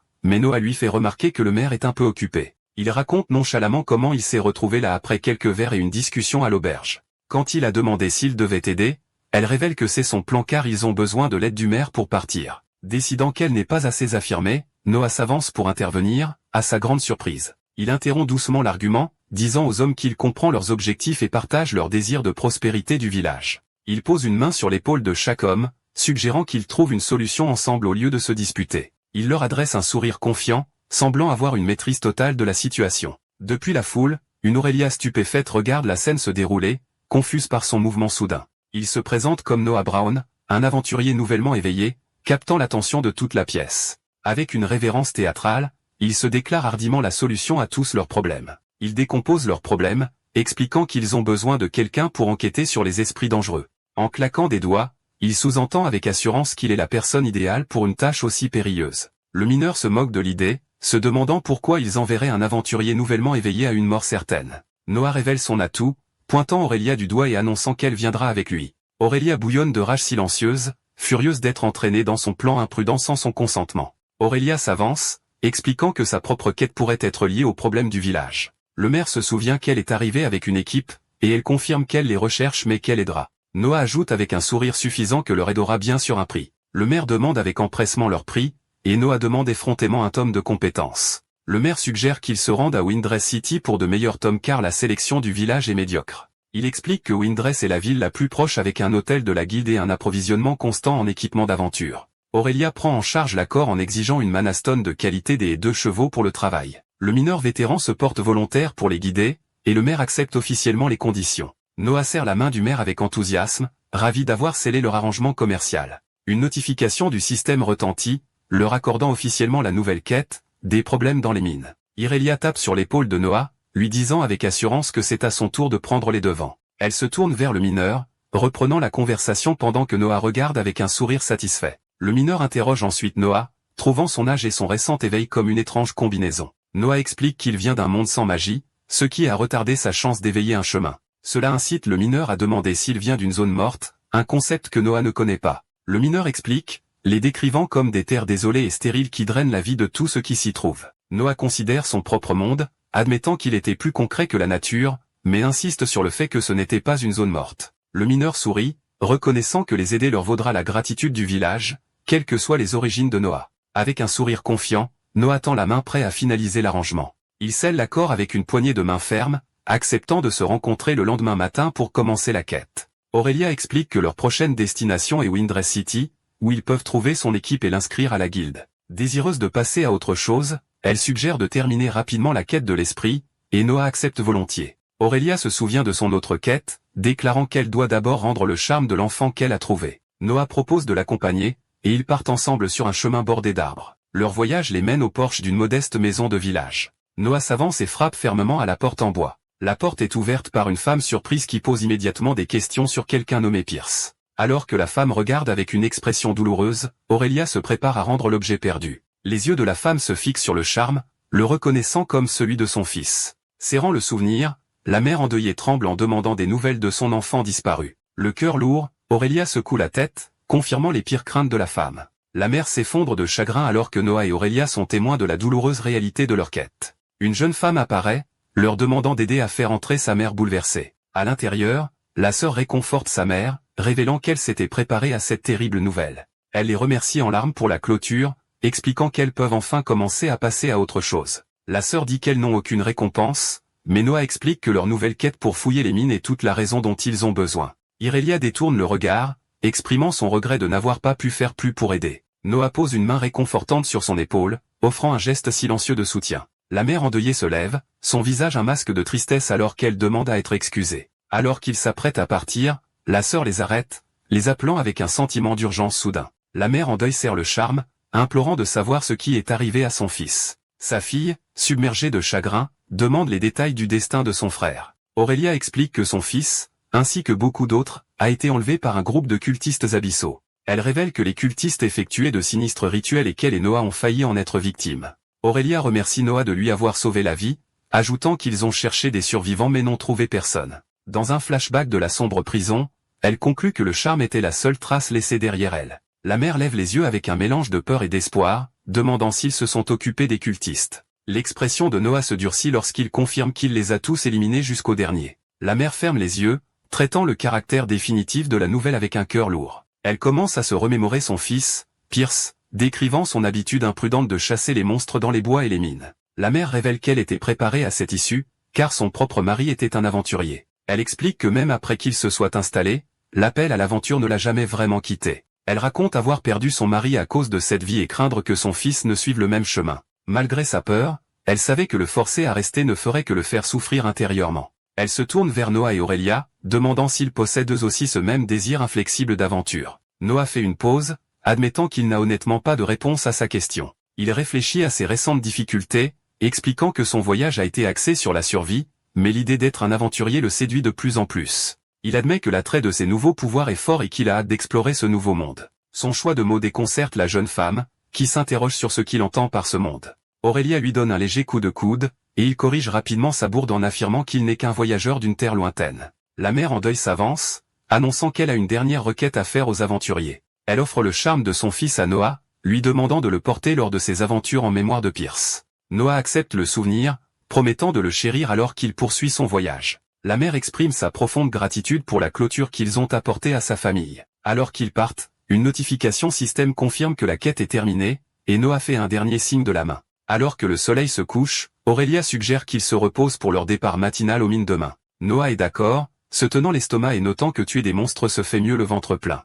Aurélia glousse en commentant que son attitude le fait déjà ressembler à un aventurier chevronné. Le duo traverse la rue animée du village alors que le crépuscule s'installe, se dirigeant vers l'auberge. Le lendemain matin, ils arrivent au pied d'une falaise où l'entrée scellée des mines les attend. Leur guide, Lorient, explique que cette zone était autrefois un jeune donjon avant que son noyau ne soit détruit. Noah est choqué d'apprendre que les donjons peuvent mourir, et Lorient confirme que c'est possible mais insensé. Il précise qu'un donjon apprivoisé est une ressource inestimable capable de fonder des royaumes entiers. Aurélia se demande si c'était un donjon de morts-vivants, une menace si grande qu'elle unirait des guildes entières pour le détruire. Lorient rejette sa théorie, précisant qu'il ne s'agissait que d'un donjon de type terre standard. Arrivant à l'entrée scellée par le rocher, Noah envisage d'utiliser son propre pouvoir pour dégager le passage. Au lieu de cela, ils commencent tous les trois à tailler l'éboulement avec des pioches, Lorient prenant la tête. Le mineur vétéran brise ensuite un énorme rocher d'un seul coup de pied puissant. L'entrée dégagée, Noah interroge la force du mineur, qu'il attribue à des décennies d'expérience et à un peu de compétence. À l'intérieur, Lorient signale les pierres de mana régénérées dans les murs, un spectacle rare pour une entrée de mine. Aurélia rappelle à Noah de rester vigilant, l'avertissant que des monstres pourraient se cacher dans l'ancien donjon. Noah serre son poignard, les yeux vifs et prêts pour tout ce qui l'attend. Leur guide explique que la mine est étrangement silencieuse depuis que les bruits étranges ont commencé. Ils arrivent à une porte de pierre scellée massive, l'entrée des sections plus profondes de la mine. Le mineur pousse les lourdes portes, révélant le chemin vers la section principale des mines. En entrant, ils sont accueillis par la vue sinistre de taches de sang sur le sol de la caverne. Le groupe est horrifié de découvrir que la chambre est le théâtre d'une récente attaque brutale. La vue horrible accable Noah, qui lutte pour garder son sang-froid. Soudain, une force invisible attaque leur esprit, faisant crier de douleur Noah et le mineur. Aurélia crie et se précipite en avant, essayant d'arrêter ce qui contraint ses compagnons. Non affectée par l'agression mentale, Aurélia utilise le clignement pour avoir une meilleure vue de la chambre. Noah regarde avec horreur le mineur vétéran, Lorient, gisant immobile sur le sol. Il s'agenouille à côté de l'homme tombé, essayant désespérément de comprendre ce qui vient de se passer. Les yeux de l'Orient brillent d'une lumière sinistre alors que de sombres vrilles rampent sur son visage, et il lutte pour avertir Noah. Une vague d'effroi submerge Noah alors qu'il est témoin de la terrifiante transformation du mineur. Des vrilles obscures jaillissent de l'Orient, piégeant Noah alors que le système identifie la nouvelle menace. Depuis l'entrée, Aurélia crie un avertissement, voyant son compagnon piégé par l'énergie sombre. Une notification système annonce bizarrement l'achèvement de leur quête, le récompensant avec de l'expérience. Une nouvelle quête, plus dangereuse, apparaît, révélant l'héritage sombre sur lequel ils sont tombés alors que l'Orient est soulevé dans les airs. L'entité consomme complètement l'Orient, tordant ses traits en un visage monstrueux alors qu'il pousse un cri silencieux. Noah resserre son emprise sur ses poignards, se préparant à affronter les vrilles obscures qui se tordent maintenant librement. Le poing d'Aurélia s'embrase alors qu'elle avertit leur guide, Jérôme, de s'éloigner de la bataille imminente. Le mineur transpire sombrement, acceptant que ce combat dépasse de loin ses capacités. L'entité sombre se manifeste pleinement, se tordant en la forme horrible d'un monstre couvert de vrilles. Il se jette sur Noah à une vitesse fulgurante, le forçant à esquiver l'assaut chaotique. La créature se téléporte soudainement dans un éclair d'énergie sombre, reflétant la propre compétence de clignement de Noah. Il regarde avec incrédulité, réalisant que son adversaire partage sa capacité de téléportation unique. Un pilier massif de flammes jaillit à travers la caverne, forçant Noah à se tenir contre la chaleur intense. Aurélia se tient à l'origine de l'enfer, ses poings flambant alors qu'elle protège le guide terrifié. Alors que le monstre disparaît dans l'air, Noah scrute la caverne, se demandant où il est allé. Une goutte de vase sombre tombe devant son œil alors qu'il se concentre sur la nouvelle menace. Lui et Aurélia regardent vers le haut alors que la créature plane menaçante près du plafond de la caverne. La bête couverte de vrilles plonge, ses yeux brillants fixés sur sa proie. Dans un éclair de lumière bleue, Noah active sa compétence de clignement pour échapper à l'attaque. Il réapparaît à une courte distance, maintenant armé de doubles poignards et prêt au combat. Il se téléporte à plusieurs reprises, esquivant de justesse une rafale de vrilles obscures dans une danse désespérée pour survivre. Aurélia rejoint la mêlée en bombardant le visage de la créature avec un jet de feu concentré. Le monstre hurle de fureur, sa langue grotesque s'abattant alors qu'il titube sous l'assaut enflammé. Décidant d'une nouvelle stratégie, Aurélia utilise son pouvoir pour soulever un énorme rocher,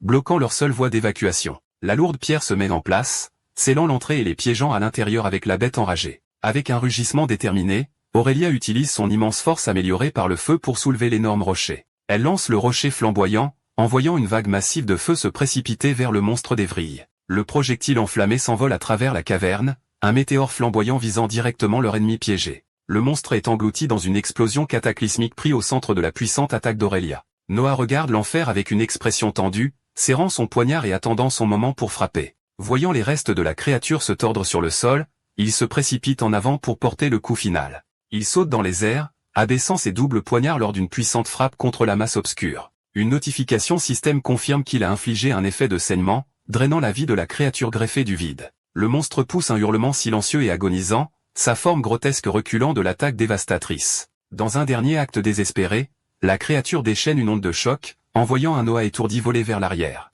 Une notification système révèle que sa capacité de sang vital n'a que partiellement résisté à une attaque empoisonnée, le laissant blessé. Le monstre reflète à nouveau sa compétence de clignement, apparaissant instantanément pour le frapper. La créature se téléporte, laissant une traînée de son propre sang alors qu'Aurélia regarde avec inquiétude. Sa santé chute à un niveau critique, et il réalise qu'il doit terminer le combat immédiatement. Il avale rapidement une potion, et une notification confirme qu'il a acquis une nouvelle résistance au poison. La bataille s'intensifie alors qu'il se faufile à travers une tempête chaotique de vrilles obscures. Avec un regard de détermination féroce, Aurélia déchaîne une autre puissante explosion de feu de son poing. Le faisceau de feu concentré brûle le sol de la caverne alors qu'il se dirige vers le monstre. Bien que la forme de la créature soit brûlée, ses vrilles continuent de se tordre, et Aurélia sent que le combat n'est pas terminé. Le système identifie la créature comme un humain abyssal greffé en mutation, et ils réalisent qu'ils doivent la détruire avant la fin de sa transformation. La créature se tord sur le sol, ses vrilles s'agitant alors qu'elle lutte pour se reformer. Ne voulant pas lui en laisser la chance, Noah canalise une explosion de puissance brute dans ses dagues. Il se précipite en avant avec une vitesse aveuglante, ses lames laissant une traînée d'énergie cramoisie. Se lançant dans les airs,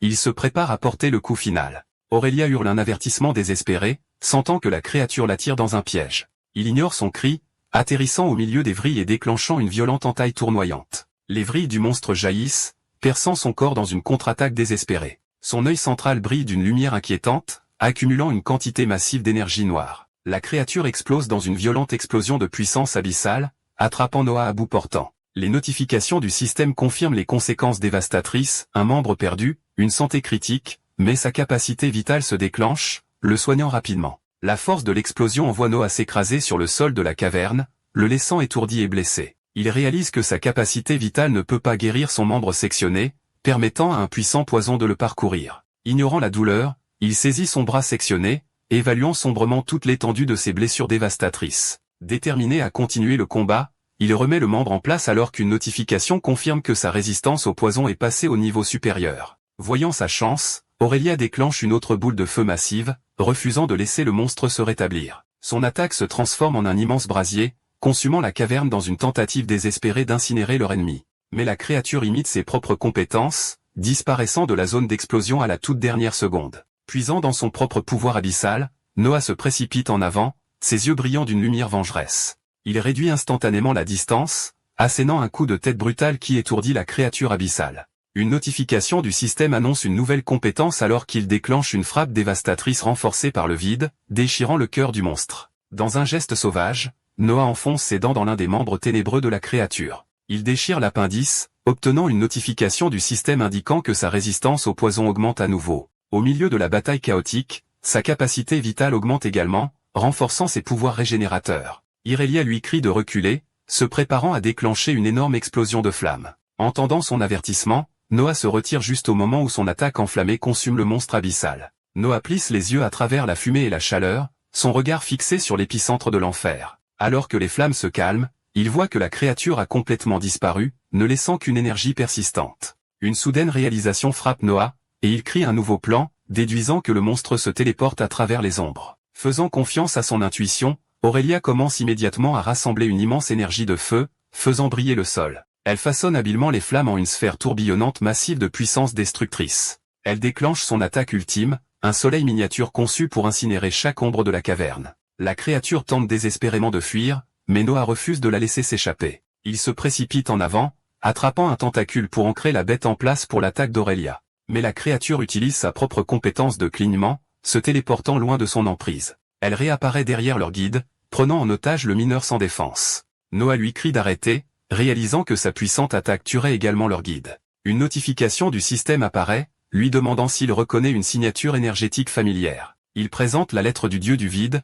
un puissant artefact lié à la même énergie abyssale. La créature hésite, ses vrilles se resserrant autour du mineur alors qu'elle sent l'immense pouvoir de l'artefact. Noah révèle sa connexion à l'artefact, impliquant que le détruire pourrait avoir des conséquences imprévues. Une notification du système confirme son avantage né du vide alors qu'il canalise l'énergie sombre, exigeant que la créature libère son otage. La créature abyssale recule, apparemment affectée par son commandement autoritaire. Se conformant à sa demande, la créature jette violemment le mineur sur le côté. Son otage disparu, le monstre enragé se jette directement sur Noah. En réponse, Noah invoque une nouvelle épée ornée, prêt à contrer l'attaque. Il déclenche une puissante attaque, créant un vortex d'énergie pour faire face à la charge de la créature. Sa lame atteint sa cible, perçant la poitrine du monstre dans un éclair de lumière. Il utilise sa compétence de clignement pour réduire instantanément la distance, assurant que le coup dévastateur atterrisse. Alors que Noah recule de l'impact, Aurelia annonce qu'elle reprend l'assaut. Elle se lance à l'action, sautant par-dessus une traînée de feu pour rejoindre le combat.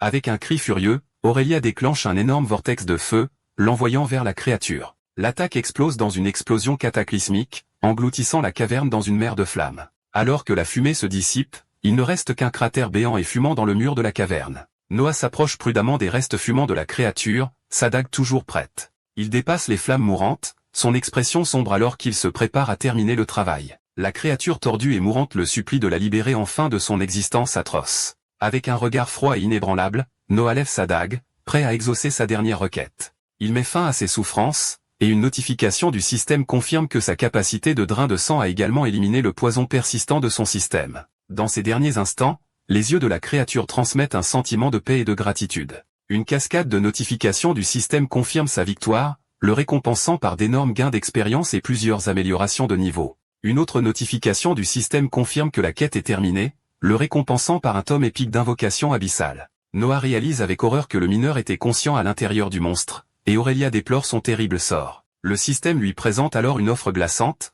la chance de consommer les restes de l'humain greffé abyssal. Sans hésitation, Noah accepte l'invite, choisissant d'absorber l'essence de la créature. Il s'agenouille alors qu'une lumière dorée l'enveloppe, commençant le processus de consommation. Une notification confirme que sa capacité de dévoreur a absorbé la créature, lui accordant également ses souvenirs. Noah hurle d'agonie, submergé par le flot soudain et douloureux des expériences de vie d'un autre. Il est témoin d'éclairs de souffrance inimaginables, voyant le sort sombre de l'homme nommé Victral. Les souvenirs révèlent la cruauté du culte abyssal, et le chagrin de Noah se transforme rapidement en une rage froide et dure. Ses yeux brillent d'une fureur vengeresse alors qu'il jure silencieusement de traquer et d'éradiquer chaque dernier membre du culte. Une nouvelle quête apparaît, chasseur d'abysse, le mettant au défi d'éradiquer tout le culte avec un indice de difficulté impossible. Irelia le soutient doucement, son expression remplie d'inquiétude alors qu'elle insiste pour lui trouver un guérisseur. S'appuyant lourdement sur elle, Noah est aidé à sortir de la caverne sombre et à revenir vers la lumière. Sa conscience s'estompe, et dans un éclair de lumière, il se réveille dans un endroit inconnu.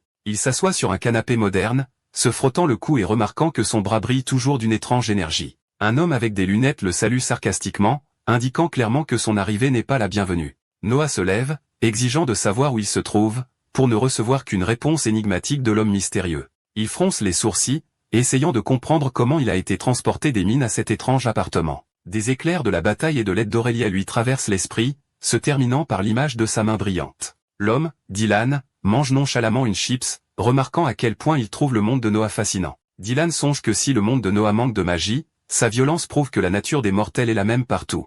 Noah exige de savoir comment il visualise ces images, mais Dylan rejette nonchalamment la question. Il explique que l'écriture astrale est liée à l'âme de Noah, extrayant des informations de ses souvenirs et de ses connexions. Dylan admet qu'il étudie le monde de Noah, ne s'attendant pas à y rester aussi longtemps, ce qui incite Noah à demander s'il était censé mourir. Avec un rire suffisant, Dylan confirme qu'il ne s'attendait pas à ce que Noah survive et le félicite d'avoir dépassé les attentes. Il offre un applaudissement lent et moqueur, ce qui ne fait qu'irriter davantage Noah. Noah plisse les yeux, sa suspicion envers l'homme mystérieux grandissant à chaque mot. Dylan saisit alors la télécommande, laissant Noah s'interroger sur ses actions. Il éteint nonchalamment la télévision, mettant fin à l'affichage du monde de Noah. La main de Noah brille alors qu'il accuse avec colère Dylan d'avoir tenté de saboter son voyage depuis le tout début. Dylan se penche en arrière, expliquant qu'un pacte l'empêche d'interférer, mais il peut toujours espérer l'échec de Noah. Il sourit, admettant qu'il est amusant de parier sur le degré de désordre que Noah va gâcher. Noah se lève alors que Dylan devient sérieux, déclarant qu'ils doivent discuter de la nouvelle quête.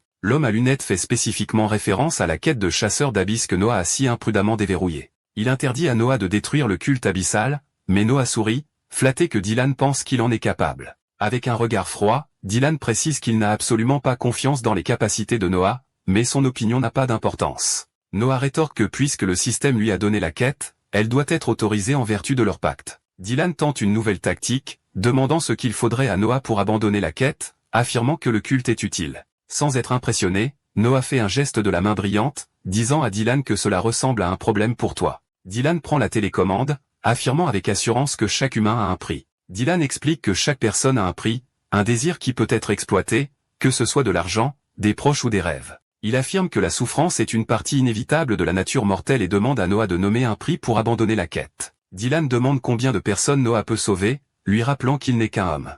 Il insiste sur le fait que Noah est impuissant à changer le fonctionnement fondamental du monde. Noah rétorque en demandant pourquoi Dylan a si peur qu'il essaie de faire une différence. Il questionne furieusement les motifs de Dylan, soulignant que les cultistes cherchaient aveuglément le pouvoir. Dylan acquiesce avec condescendance, déclarant que la recherche aveugle du pouvoir est exactement la façon dont les humains fonctionnent. Noah lui lance un regard noir, affirmant avec défi que tous les humains ne sont pas comme ça. Enragé, Dylan le rejette comme un imbécile qui ne compte pas dans le grand schéma des choses. Noah demande d'un ton moqueur ce qu'il faudrait pour que Dylan le protège, lui, un imbécile, plutôt que le culte qu'il semble si désespéré de sauver. Noah saisit la cravate de Dylan, exigeant de savoir pourquoi le culte abyssal est si important. Avec un soupir las, Dylan cède et se prépare à expliquer les enjeux cosmiques. Il les transporte dans un vaste vide, révélant qu'il s'agit du royaume astral, la source de tout le mana du vide. Dylan explique que des poches de ce royaume, appelées l'abîme, sont la source du pouvoir du culte. Lorsque l'abîme se répand, il libère de l'énergie du vide, permettant aux créatures du royaume astral d'entrer dans le monde physique. Une vision de monstrueuses bêtes d'ombre éclate, montrant le pouvoir terrifiant qui peut être libéré. Dylan précise que lui et les siens fournissent de la force aux cultistes dans une relation symbiotique.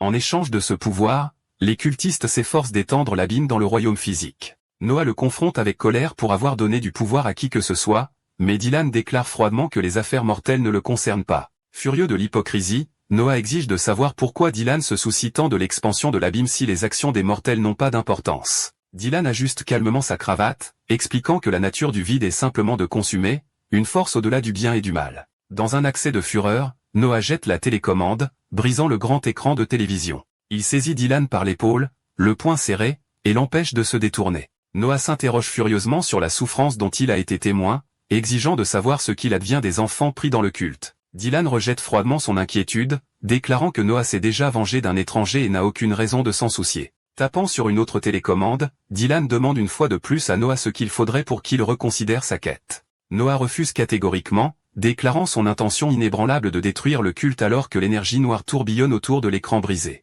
Il fixe l'entrée avec défi en déclarant qu'il se fiche du temps que cela prendra, ni même s'il réussit en fin de compte. La main brillante et la chemise déchirée, Noah s'avance, jurant de faire en sorte que les cultistes abandonnent leur chemin pour les innocents. Il s'approche de la porte, expliquant que, par extension de leur pacte, il a autorité sur le culte et peut modifier leur chemin.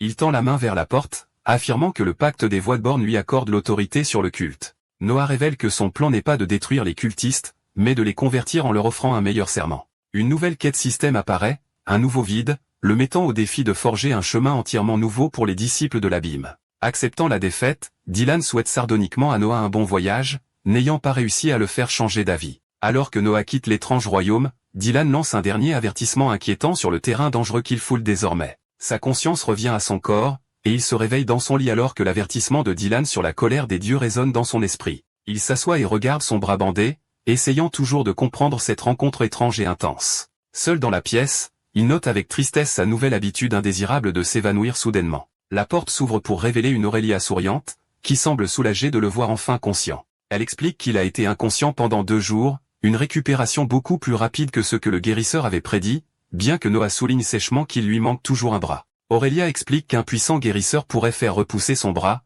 bien que cela coûterait extrêmement cher. Elle théorise également que son chemin basé sur le sang pourrait lui permettre de régénérer le membre naturellement lors d'une montée en niveau. Noah examine ses options, y compris les prothèses magiques, mais estime qu'il doit y avoir d'autres moyens de restaurer son bras. Avec un sourire narquois, il demande s'il y a une bibliothèque à proximité, formant déjà un plan pour rechercher une solution par lui-même. Après qu'elle ait confirmé que la ville en a une, il décide de la visiter, confiant qu'il peut trouver une méthode à modifier en sa faveur. Aurélia le met en garde contre l'utilisation de pouvoirs néfastes, mais il admet avec un sourire que la plupart de ses capacités ont déjà l'air maléfiques. Son attitude change alors qu'elle croise les bras, décidant enfin qu'il est temps de le confronter à propos de ses étranges capacités. Elle admet qu'elle a retenu ses questions par gratitude, sachant que les étrangers ont des pouvoirs étranges et qu'il l'avait sauvée 2 fois. Mais maintenant, elle déclare qu'elle ne peut plus rester silencieuse, et Noah écoute, prêt à ce que son interrogatoire commence. Elle révèle qu'elle sait depuis le début qu'il a 3 voix distinctes car elle peut clairement sentir les différents types de mana dans son aura. Elle note que ces 3 voix semblent inhabituellement puissantes, faisant de lui une anomalie même parmi les étranges.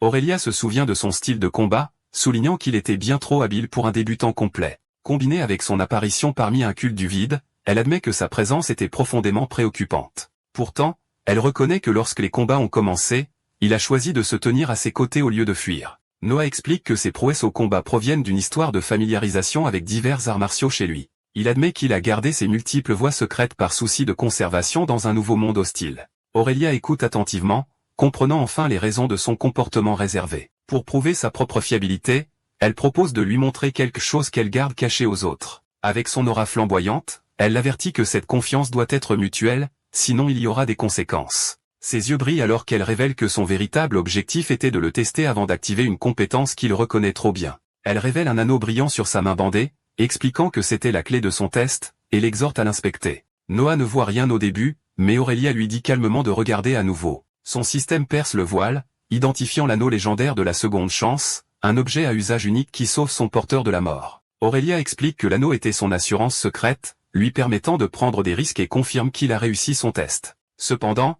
elle a encore des questions, soulignant son commandement sur la créature du vide et le mana d'une pureté non naturelle de son étrange lettre. Elle demande s'il l'a trompé en quelque sorte depuis le début, mais il insiste sur le fait qu'il a toujours été honnête, une affirmation qu'elle est encline à croire. Il suggère en plaisantant qu'elle utilise sa compétence de détecteur de mensonges, mais Aurélia admet avec un sourire qu'elle bluffait. Pour établir une confiance réelle, elle lui offre une autre méthode, tendant sa main vers la sienne. Elle place un cristal brillant dans sa paume, lui disant de le presser contre son cœur et de canaliser son mana. Avec un regard intense, elle se prépare à juger son caractère, lui demandant une dernière fois ce qu'elle devrait vraiment penser de lui. Pressant le cristal contre sa poitrine, Noah admet que sa mémoire est fragmentée et qu'il n'a aucun souvenir de sa propre mort. Il explique que ses pouvoirs du vide et la lettre sont le résultat direct de son réveil dans l'abîme après sa mort. Il lève le bras, insistant sur le fait qu'il n'est pas un méchant, mais simplement un homme perdu essayant de survivre dans un monde inconnu. Aurélia place sa main sur la sienne, lui demandant de répéter un serment de vérité. Elle montre l'exemple, jurant sur sa propre âme astrale que tout ce qu'elle a dit est vrai. Avec une expression solennelle, Noah répète le serment, se liant au même vœu. Une notification du système confirme qu'il a prêté avec succès un serment d'honnêteté. Une lumière brillante jaillit du cristal dans sa main, le laissant momentanément abasourdi. Aurélia sourit en expliquant que la pierre ne s'est pas fissurée, prouvant son honnêteté et gagnant sa confiance totale. Il demande ce qui se serait passé s'il avait menti, et elle révèle que la pierre détecte l'aura vacillante d'un mensonge. Elle explique que le moindre vacillement dans son aura aurait brisé la pierre. Leur confiance étant établie, Noah enlève ses bandages, prêt à trouver une solution pour son bras. Il tapote le lit, l'esprit fixé sur sa prochaine action. Laissant Aurélia derrière lui pour le moment, il se dirige vers la ville avec un objectif clair. Sa destination est la bibliothèque locale, un endroit où il espère trouver les réponses qu'il cherche. Entouré de livres, il commence ses recherches, déterminé à en apprendre davantage sur les prothèses et ce nouveau monde. Il est stupéfait de découvrir l'existence de prothèses magiques avancées. Ses recherches l'entraînent dans un terrier de créatures étranges et de composants magiques. Il lit des informations sur les vers du vide parasites qui peuvent prendre le contrôle du corps d'un hôte et le transformer. Le texte révèle une possibilité fascinante, une fusion symbiotique rare qui pourrait rendre l'hôte encore plus fort. Il referme le livre, réalisant qu'une faille pourrait lui permettre d'utiliser les parasites pour contrôler son bras sectionné. Intrigué par cette possibilité, il approfondit ses recherches sur les étranges créatures du vide. Un sourire confiant se répand sur son visage lorsqu'il apprend que sa propre force vitale abondante peut soutenir une invocation du vide. Il découvre que le rituel de commandement de la vie est essentiel pour contrôler ses invocations, un processus détaillé dans son nouveau livre de compétences. Avec toutes les pièces en place, il décide que l'invocation d'un parasite du vide est le meilleur moyen de restaurer son bras. Ses recherches terminées, Noah quitte la bibliothèque avec un nouveau but et un plan dangereux. Lui et Aurélia trouvent une ruelle isolée, l'endroit idéal pour commencer le rituel d'invocation risqué. Une invite du système apparaît et, sans hésitation, il choisit de consommer le rare livre de compétences. L'énergie noire l'entoure alors qu'il absorbe les connaissances, et une notification confirme qu'il a appris la compétence d'appel abyssal. Le système révèle également que ses compétences avancées commencent à un niveau élevé alors qu'il prépare un cristal brillant pour le rituel. Agenouillé dans l'allée, Noah commence à graver un cercle d'invocation complexe sur le sol de pierre avec un cristal de mana. Quelques instants plus tard, il se tient fièrement devant son œuvre achevée tandis qu'une lumière violette arcanique inonde l'allée. Il fait un signe de tête confiant à Aurélia qui observe avec un mélange d'appréhension et de confiance. Le tome d'invocation abyssale flotte devant lui, ses pages tournant sauvagement alors qu'il libère un torrent d'énergie du vide. Debout au centre du seau lumineux, Noah tient le tome et commence le dangereux rituel. Les pages du livre consumé tourbillonnent autour de lui alors qu'il interagit avec l'interface du système pour finaliser l'appel. Une notification du système confirme que le tome épique a été utilisé, initiant officiellement l'invocation. La perspective se déplace vers des moments plus tôt, au plus profond de l'étendue sombre et chaotique du vide. De vicieux vers parasites du vide dérivent à travers le plan astral, leurs dents acérées laissant deviner leur nature dangereuse. Une des créatures affirme sa domination, poussant un rugissement silencieux alors qu'elle attaque une autre bête abyssale. Le chant d'invocation commence, appelant les ténèbres et la fin sans fin du vide abyssal. Son incantation offre une force vitale, invitant une créature à se lier à son âme astrale. Un pacte est proposé. La fin de la créature deviendra celle de Noah, et son sang deviendra sa subsistance. Au plus profond du vide, un puissant ver parasite répond à l'appel, filant à travers le plan astral. Il n'est pas seul, car d'autres grandes bêtes abyssales sont également attirées par l'attraction irrésistible du cercle d'invocation. Pris dans le chaos, le ver ressent un frisson étrange, un sentiment de vie qu'il n'a jamais connu. Entouré de rivaux voraces, le parasite est motivé par une envie singulière et irrésistible de se nourrir. Il évite habilement une mâchoire claquante, savourant la danse exaltante de la survie dans le vide chaotique. Le petit mais féroce ver contre-attaque, projetant son corps sur un prédateur abyssal beaucoup plus grand. Alors que le rituel s'achève, le parasite choisi est violemment tiré à travers le portail, sa forme s'étirant entre les royaumes. Le système émet un ensemble de commandes à la créature invoquée, établissant Noah comme son maître. Une créature sombre émerge du cercle d'invocation, sa forme se tordant alors qu'elle entre dans leur monde. Les pensées de la créature révèlent qu'elle reçoit un ordre direct de son nouveau maître de bouger. Le parasite multioculaire se matérialise complètement, planant au-dessus du seau et faisant face à la main tendue de Noah. Il comprend que le choix est simple, obéir à la volonté de son maître ou être rejeté dans le vide. Nommant son nouveau parasite Tony, Noah l'encourage alors que ses vrilles commencent à fusionner avec son bras sectionné. Il tombe à genoux, endurant une immense douleur alors que le parasite abyssal s'accroche à son corps. Une notification du système confirme que le lien parasitaire est terminé, lui infligeant une fièvre. Voyant son agonie, une Aurélia inquiète enflamme son poing et l'exhorte à désinvoquer la créature. Mais Noah serre les dents, déterminé à supporter la douleur et à mener à bien le dangereux rituel jusqu'à la fin. Noah crie, son corps se convulsant alors que les vrilles parasitaires fusionnent douloureusement avec son bras. Il s'effondre, disant à une Aurélia inquiète que tout son corps brûle de l'intérieur. Une notification du système apparaît, confirmant qu'il vient d'acquérir la compétence de tolérance à la douleur grâce à cette épreuve. La chaleur devient si intense qu'il déchire sa chemise, de la vapeur s'élevant de sa peau. Alors que son nouveau bras prend une forme plus monstrueuse, une notification révèle que sa fièvre s'est intensifiée au niveau 2. Aurélia confirme qu'il brûle, et il explique que le parasite consomme sa force vitale pour régénérer le membre. Entouré d'énergie du vide tourbillonnante, il réalise qu'il a désespérément besoin de potions de santé pour survivre au processus. Ses propres pensées volent sa détermination, lui rappelant de ne pas laisser la sensation accablante de la douleur le contrôler. Il halète lourdement, trempé de sueur alors qu'il endure l'agonisante transformation. Sa persévérance est récompensée lorsqu'une notification du système confirme que sa compétence de tolérance à la douleur est passée au niveau supérieur. Alors que son corps est inondé d'énergie,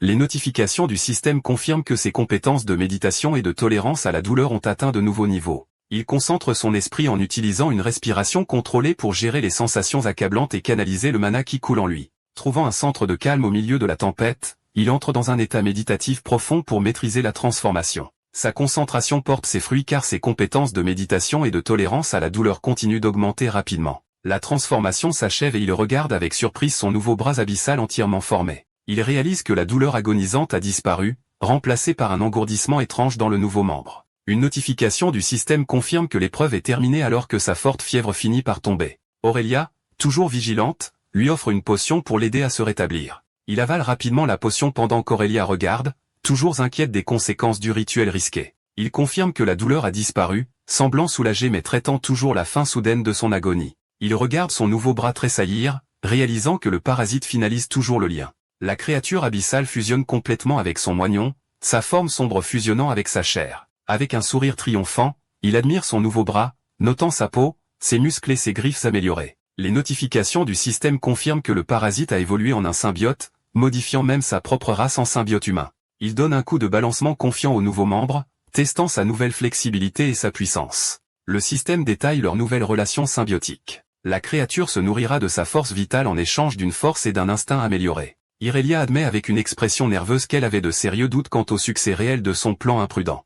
Il avoue qu'il n'était pas certain non plus, révélant qu'il avait déjà recherché un plan de secours pour retirer le parasite. Noah teste la vitesse du bras avec un coup puissant, un sourire confiant sur son visage. Il fléchit sa nouvelle main, testant les griffes acérées et rétractables qui servent désormais les siennes. Avec un sourire sauvage, Noah admire sa nouvelle main monstrueuse, décidant que la transformation agonisante en valait absolument la peine. Aurélia l'avertit pensivement de garder le membre caché car quelque chose d'aussi inhabituel ne fera qu'attirer l'attention indésirable. Il ignore son inquiétude, montrant avec enthousiasme son nouveau bras pendant qu'elle souligne à quel point sa modification est extrême. Elle croise les bras, admettant qu'elle trouve le bras troublant, d'autant plus qu'il conserve encore une forme vaguement humaine. Réalisant que malade est un compliment dans son monde, elle se prend le visage dans les mains devant son argot étrange pendant qu'il siffle innocemment. Les griffes de sa main s'étendent et se rétractent, et il reconnaît qu'il devra maîtriser le contrôle de son nouvel appendice. Submergée par la curiosité, Aurélia demande si elle peut le toucher, et Noah accepte avec désinvolture. Elle touche prudemment son nouveau bras,